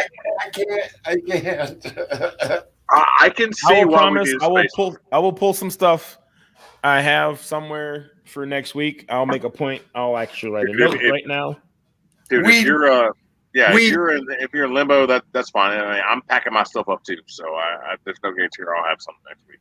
The United States literally made a military branch, and they're calling it the Guardians of the Galaxy, basically. Well, it's called the United States Space Force. Their members are called the Guardians. extrapolate what you want from that. But this is what I have for them. Oh, nice. I'm sorry, until they have their own bases on the moon, and until they're deployed into space, there is no Space Force in my eyes. I know. I'm sorry. You're still doing the same job, bro. Space still doing the same job the Air Force do. Yes, I see that. Could you imagine, though, Space Force guys come back from Mars, they talk to guys that have been on the moon, and it's like, oh, you weren't really deployed, you only went to the moon. Yeah, I went to Mars, man. That was some real shit. Moon's got a Burger King, bro. Moon's got a Burger King and a pool. Like, it's like the deed in the old days. And a Starbucks. You got to have a BK and a Starbucks. It's like the deed in the old days, bro. It's not a deployment of Kuwait. You know what I mean? You got to go to Mars. Mars is the new Afghanistan.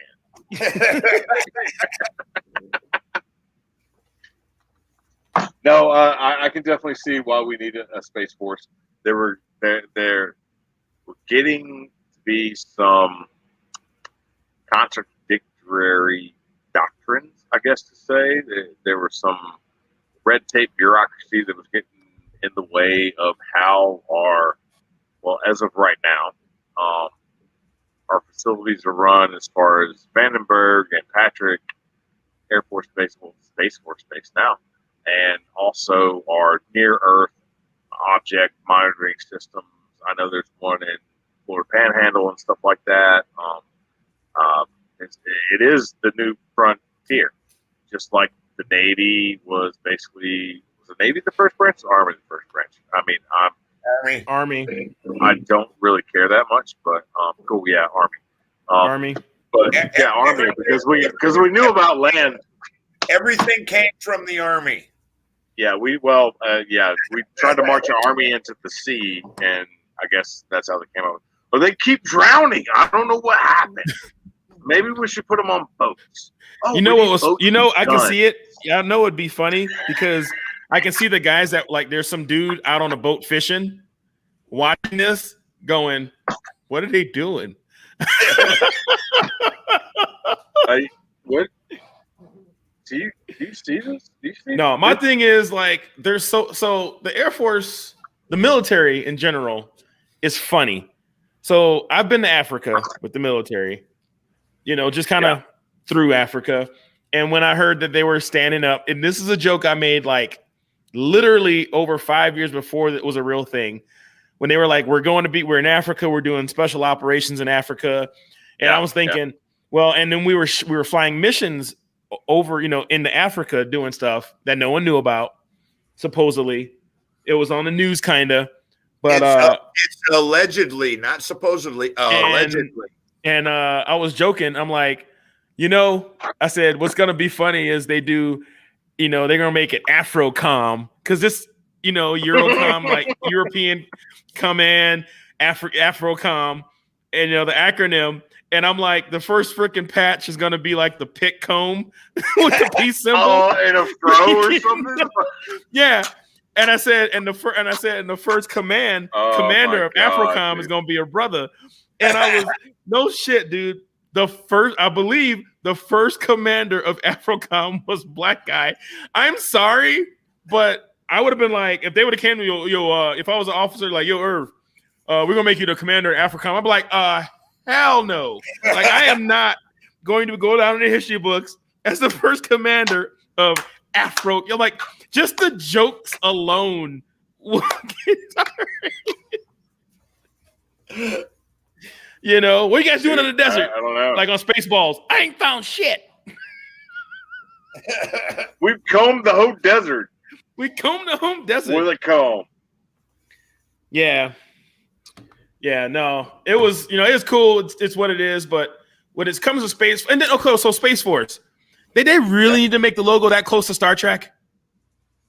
Really? I heard a rumor that they might have gotten a cease and desist letter because it was even closer than it was now. Dude, yeah. I'm not positive. How unoriginal do you have to be Like, you just might as well call it Star Trek. Like, when you go on your, it's not a deployment. It's not a deployment. It's a Star Trek.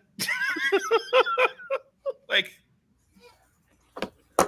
yeah, have to check copyright patent laws, bro. They're gonna start using terminology. It was like I saw that and I'm like, but my thing is like they're still on Air Force bases, still doing the same job. So when we left the Army, we left what? What are they doing different? They renamed them Space Force bases.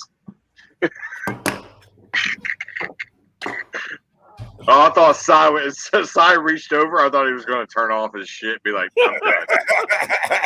Like, I'm out.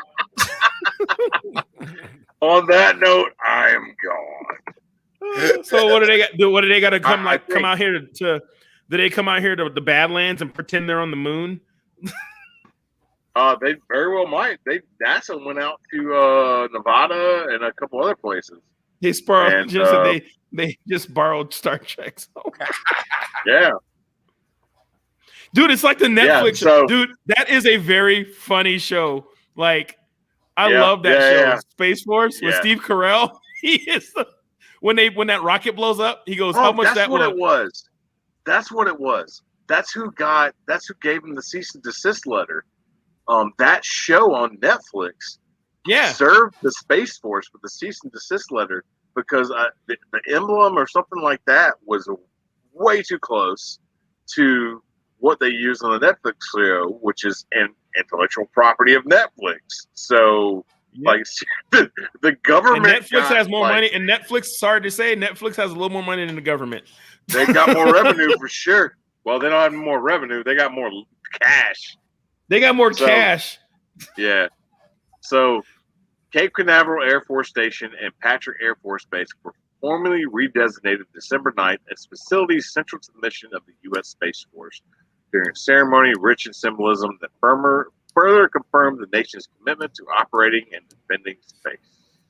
Jenny, if they don't call the Space Force Spaceballs, I am going to be totally disappointed. We've talked about this before. If this was back before 2011, there would be Spaceballs patches everywhere. Yeah. You know what I'm talking about? Yeah. The freaking RV with the wings. I'm sure that's going to show up because that's not offensive yet. The vacuum cleaner, the giant vacuum cleaner that they use. Oh, the big, it was the Statue of Liberty. Oh, exactly. That's going to be on a patch. Oh, wait, and don't forget, I got space herpes. Oh, yeah, that's not going to be used.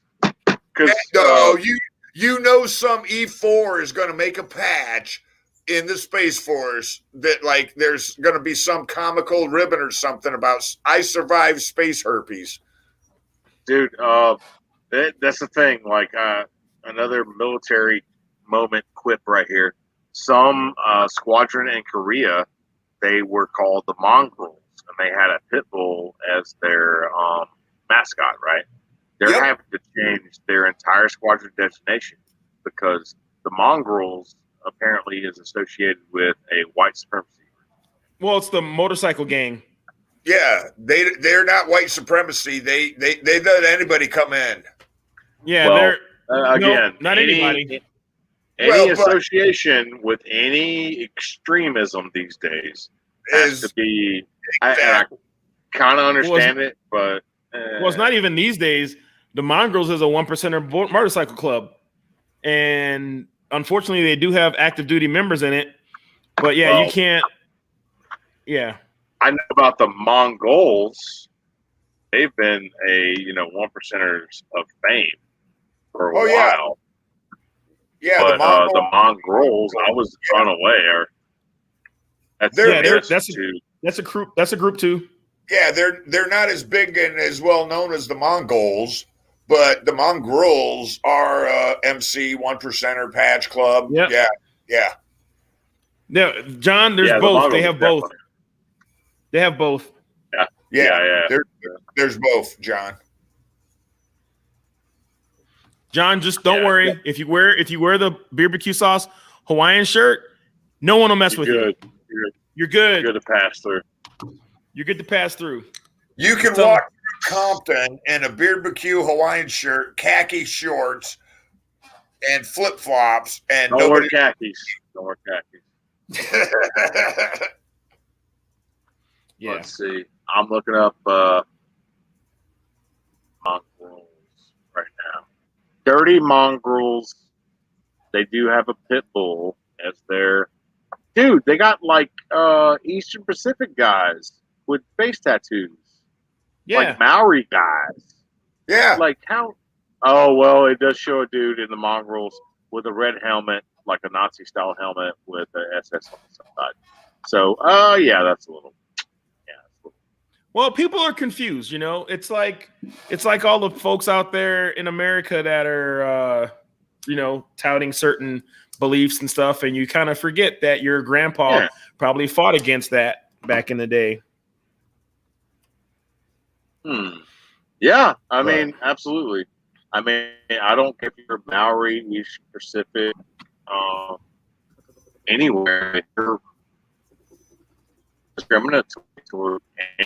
I mean, bro. Well, like what we're saying on this network is just be a good freaking human being. It doesn't matter what your background or whatever is. Just be a good. Yeah, that's my big thing. That's my takeaway. Usually at the end of every live, I try to tell people that people suck, and we all know this. At the end of the day, people suck. Just wake up and be a good human. Try to affect change on the small scale. Will help affect change on the big scale. And that's all we can do. And, you know, a lot of people out there that try to do the big shit. Let's quit trying to do the big shit and kind of worry about our own lane and kind of clean up a step at a time. Like these shows, you know, these shows reach out to people. We have, you know, other resources out there like the Recall roster that Adam Fiegel started.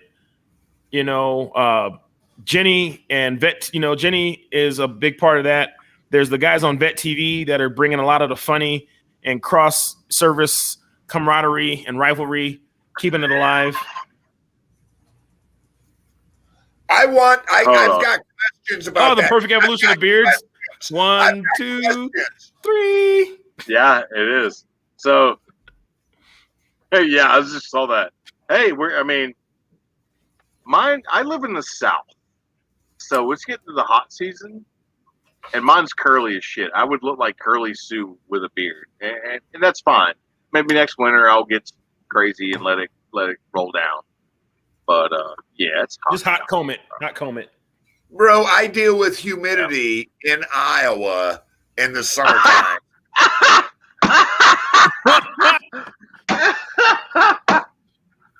It's different. Humidity? No, hey, really? bro, no. I know what humidity. I lived in Mississippi. I know the humidity down there. We deal with it for a little bit up here in Iowa. We deal with a little bit of 90% humidity and 100-degree temps. They do. It happens. Yeah, Iowa's weird, dude. You get Iowa had a freaking hurricane. No, the Iowa has the cornfields breathing, literally. Exactly. Off gas, freaking moisture. And that's what raises the humidity around here. Yeah, I got the Gulf of Mexico about 5 miles that way. Oh, Webb, trust me, I lived in Pascagoula, Mississippi for a while. I know. Oh, yeah, you did. Yeah, you did. You did. I forgot about that. We don't get it. We don't get it as long up here in Iowa, but we get some humidity. Dude, it's freaking humid right now. Like it's March 16th. Our humidity comes down in white stuff. Dude, so my last time I plowed, I went live on TikTok because I think it's kind of cool. Wait a minute. Jenny is from Iowa. Where at in Iowa, Jenny? I think it's all the same. It is all flat. It's all flat. It's all flat. You guys are born in the same hospital from the same lady, like technically, and you're issued moms. You're issued mom. They come in to get a kid. It's like bees. Here you go. Here you go. But I actually had a guy. What? 71 degrees. You probably can't see the small thing. Humidity, 92% right now. The dew point is 68. That means if it drops 3 degrees, it rains. So it is 28 degrees right now. Mhm. With it doesn't. Oh, my humidity is at 47%. Not COVID. 46% humidity right now. But I actually had a guy on my live because I was, showing people how I plow. Mount Auburn. Don't sound like a real place, but okay. I don't want to see how you plow, bro. Well, plowing the white stuff. But anyway, some guy actually asked. Auburn is a small town. I think there's a private community college there, if I'm not mistaken. Some guy actually asked me, "Was that snow I was plowing?" I was like, "No, man. This is Columbia." Like, it rains cocaine in South Dakota. Like, yeah. That's what Someone actually posted that on TikTok. He was on Texas, and he's like, "Honey, they're bringing the kids out." He goes, "Honey, put the kids in." I think one of those drug cartel planes blew up in the sky. All this white shit's falling down. Yeah. Oh my god. The side note. I got it. Right. What? In MASH, Walter Radar O'Reilly was from Iowa. Oh. And I believe it's Bettendorf, Iowa, is where he's from on the show. And I've been through that town and seen the little marker, birthplace of Walter Radar O'Reilly.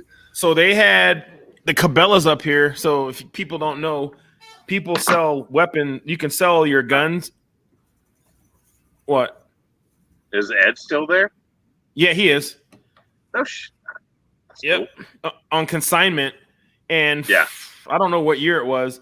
They had a collection of weapons from that guy that played Radar. That's cool.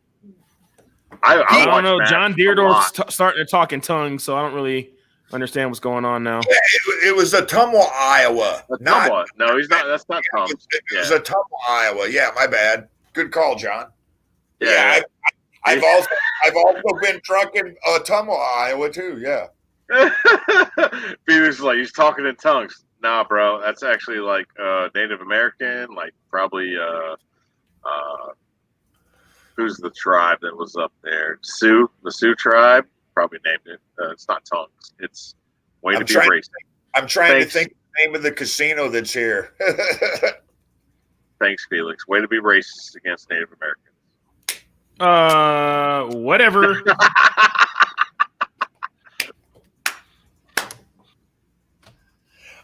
I think they called it the Sac and Fox tribe, which really messed me up in school. Yeah. Dude, we have a metric ton of places in Alabama named by the natives. You know what I mean? Chickasaw Park. Tuscaloosa is actually a native name. I remember some of the names in the South. It was like weird Creole, Indian, French combinations. Well, yeah, you go to Louisiana, you got booty, which when you read it says booty. The place I went to college, if you looked it up, it would be spelled. Let me pull it up because I'm not even joking. Let me see. Miss Honeycutt's joining us. How you doing, Miss Annie? So this is the name of the place I went to college. Let me pull it up here, share screen. And a lot of people would not know exactly how to say this word. But maybe.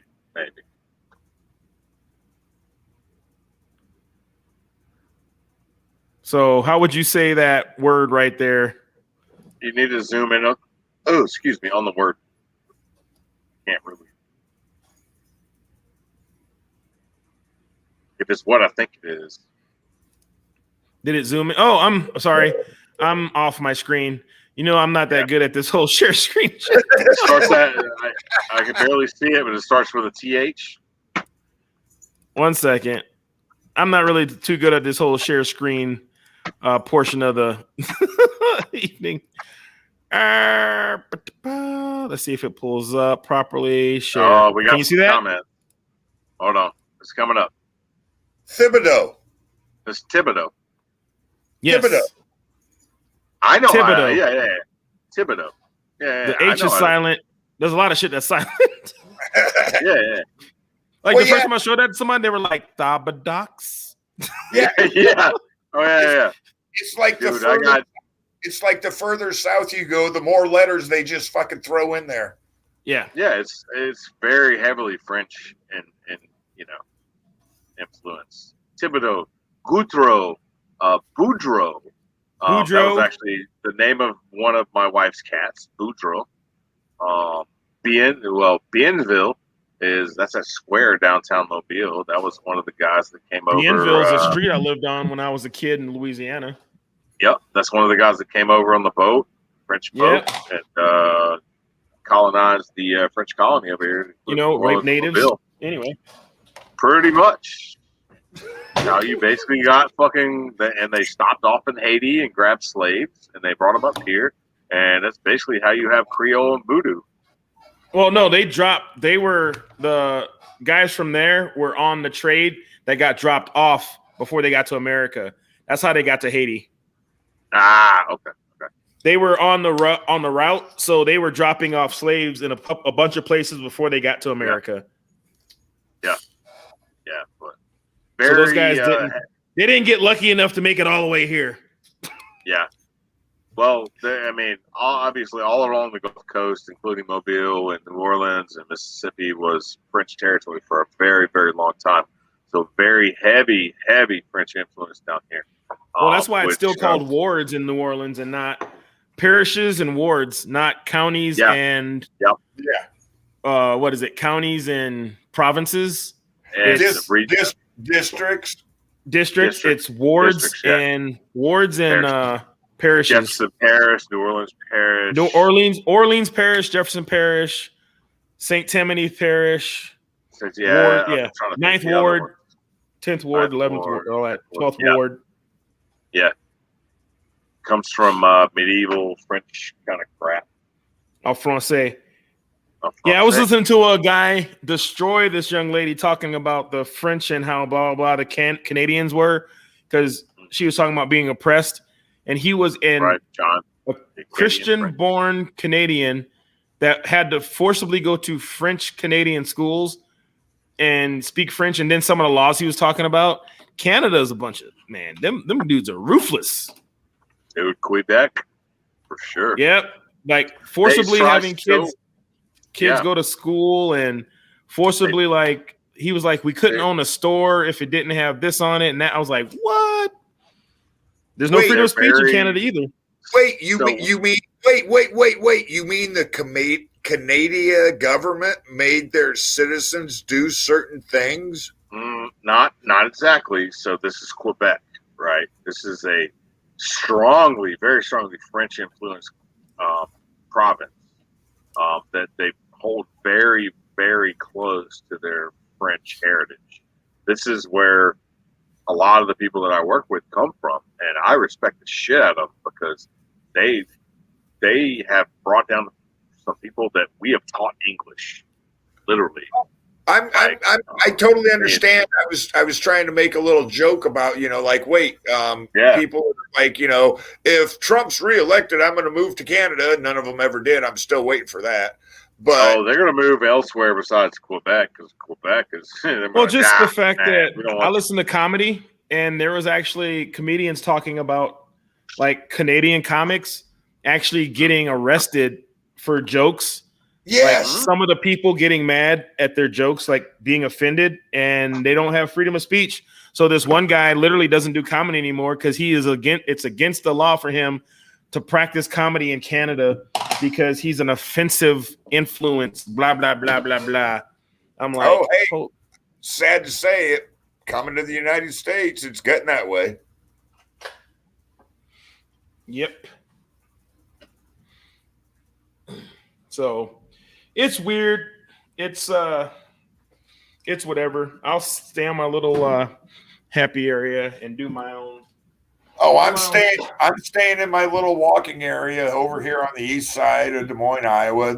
For now, until your ass is on a food trailer traveling the United States, there, buddy. Oh, anytime you want, brother. You know I'll road dog with you. I'll be your TC. I've never been lost. I can read a map. I know how to do a compass. I'm good. Well, we got Google, so we don't need all that. We got Google Maps. But, it's good to have a paper map in case, the internet goes down for some weird reason. But I always say, keep driving in one direction and you'll find out where you need to be. Exactly. Just don't turn around. That's when don't backtrack. Oh, no, backtracking's bad, yeah. Yeah, just keep rolling. Let's see what's Webb up to. Because we're at the 2-hour mark. Oh, yeah, we are. Yeah, we are. We've just kind of been commiserating and rolling, man.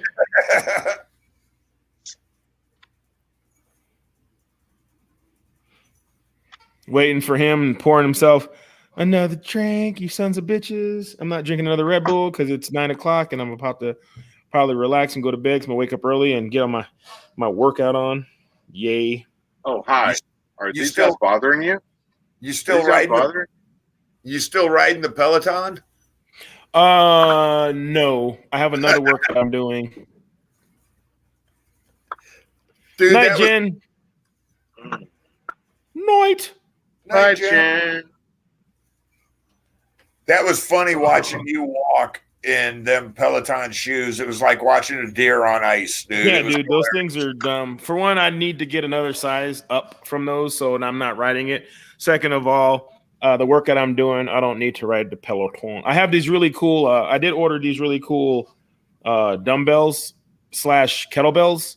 They're like all in one, so they have a handle on top like a kettlebell, and they are flat on the sides, and they're open. So if you put your hands in, there's a bar. So it's almost like you have metal shields around your whole hand. Yeah. But if you hold them sideways, you can use them to do push-ups. And then if the handle on the outside, you can still use them like a kettlebell, and they're 20 pounds each.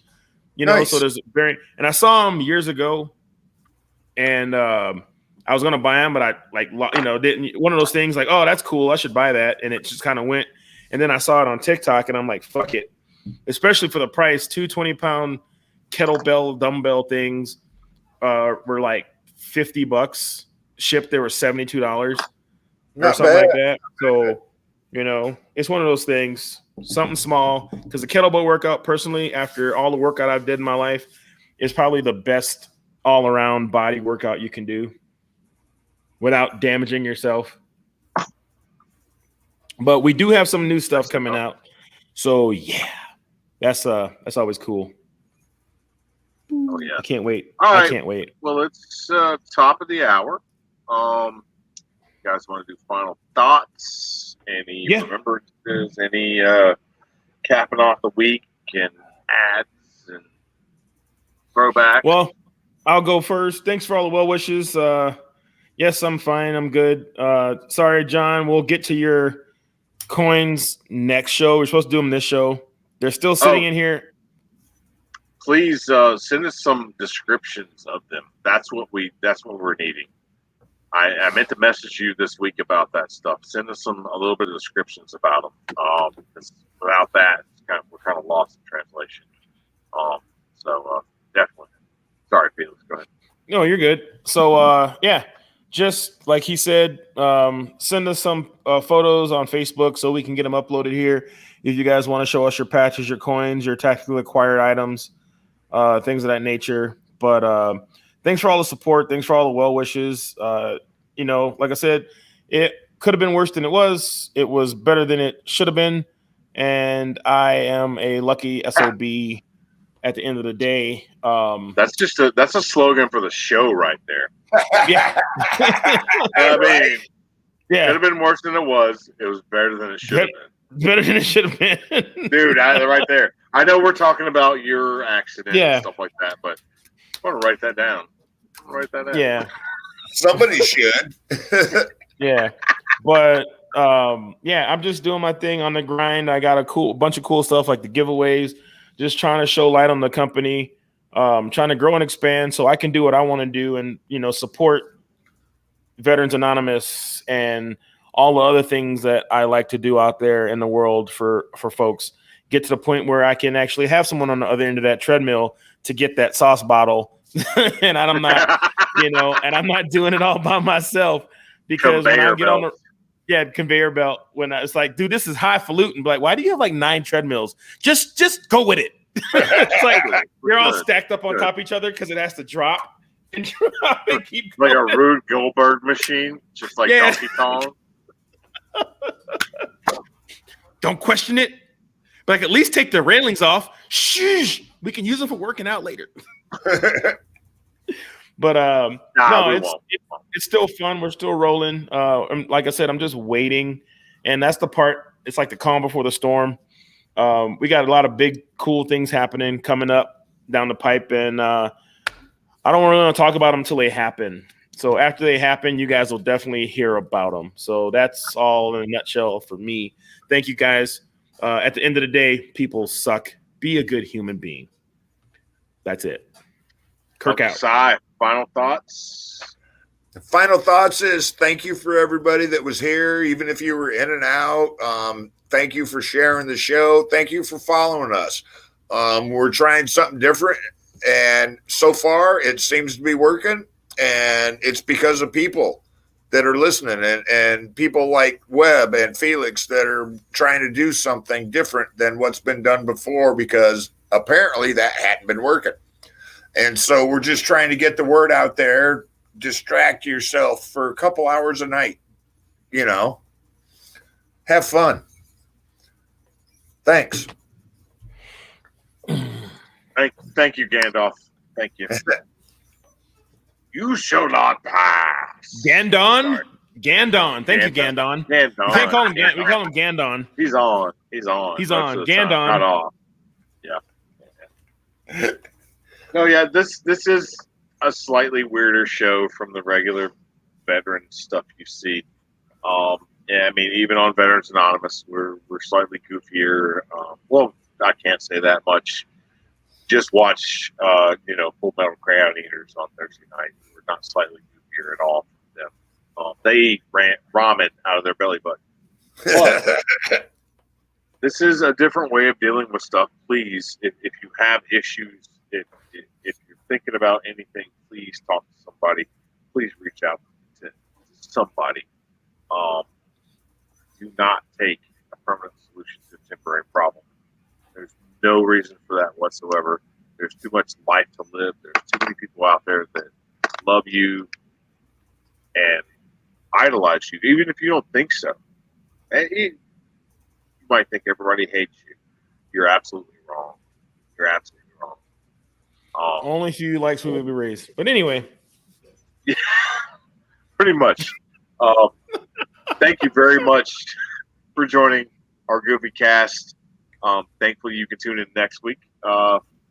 We like to just talk random crap. We like cooking. Did you see that? We like barbecuing. What? No. Oh, wow. No. Wow. No. I think we have a new nickname. No. I think we have a new nickname. I'm pulling age on this one. No. Nicknames aren't picked. They're given. Just like call signs in the military. Nope. No. Are you scared we're gonna get picked up in Russia somehow? I need to tomorrow I need to go to my embroiderer and make sure that shirt's not done yet.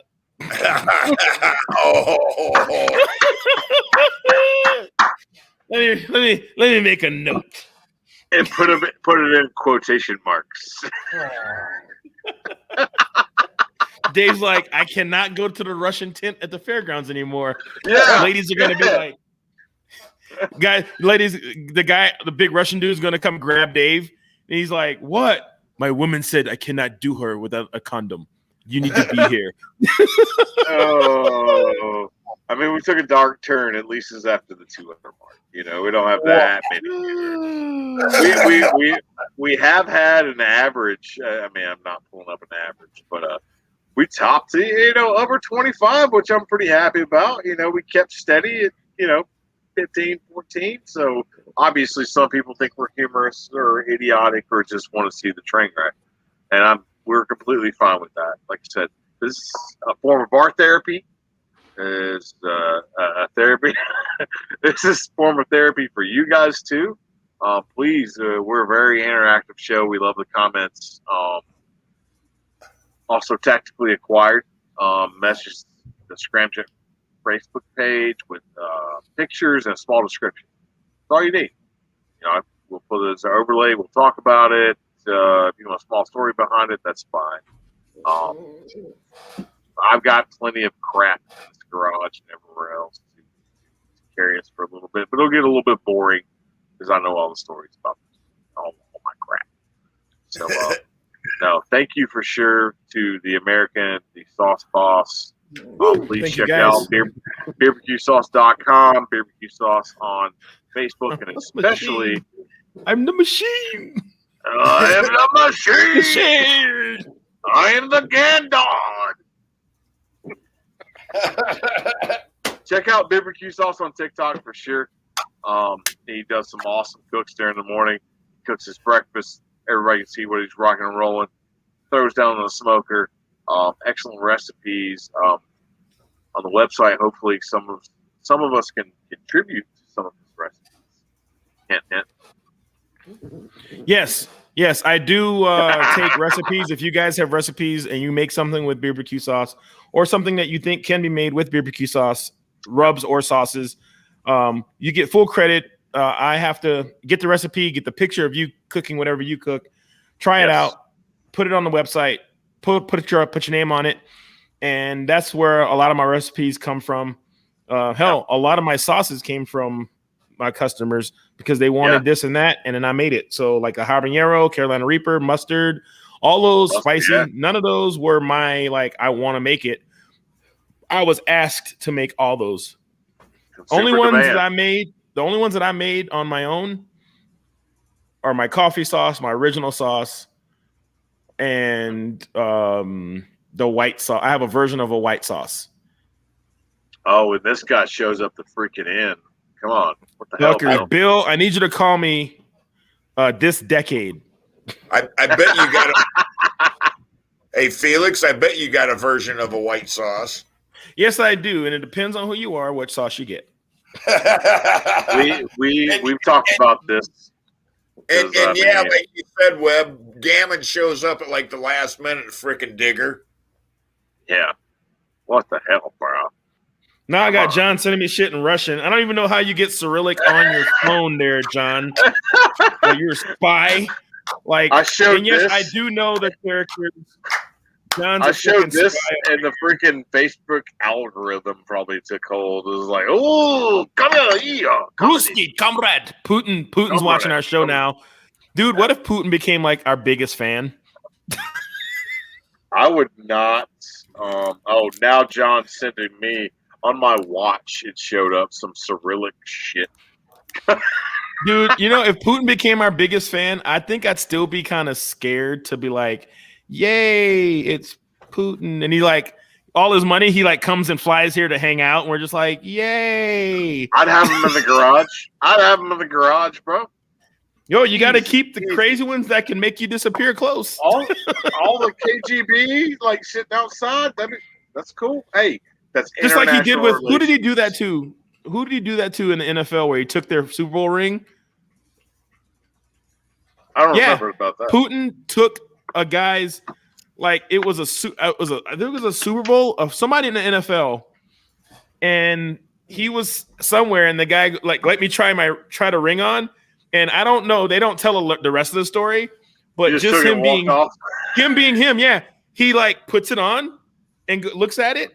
And then walks off. And the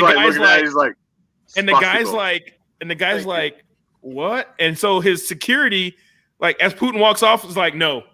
And the guy's like, but it's what do? You are you really gonna throw a fit? You're like, to a certain point. can I have my ring back, please? But no, he like, he most likely gave it back, maybe. But it was just the point of him turning around and walking off, and the guy's like it's the ultimate punk, because I mean, I don't know. I don't think I'd challenge that dude. You ever see the picture of him riding a short horse, shirtless? Well, not even that. I've watched him do jiu-jitsu. Yeah. No bullshit. He's a medieval raider in a modern day disguise, dude. That's what our presidents should be. I'm sorry. Our presidents, let's get rid of elections. Let's get rid of debates. Get in the ring. Fight it out. WWE. Not WWE. Just fight it out. UFC. Yeah. UFC, last one bro. standing. You're the president. Terry Crews, Hector Elizondo, Mountain Dew Camacho. I'm just telling you, it's gonna happen. It's gonna be funny as shit if Terry Crews in like 20 years gets elected president. Oh my god. Oh yeah. All House right. of Representing. House of Representing. All right, guys. Thank you for joining us again. Damn, somehow we've kept 6 viewers. Those are all bots. I dig it. Or all our network co-hosts. They just left their computer on and then went to bed. I almost guarantee it. All right. We love you guys very, very much. We are going to play our outros now. Have a good week. Please tune in to Crossroads tomorrow night at 7 p.m. Central Standard Time with Miss Jade Lopez, a.k.a. Combat Cricket. And then make sure you're tuning in again on Thursday with Tommy Roddick and Baby Jesus on Full Metal Crayon Eaters. We appreciate you guys. Please take her easy.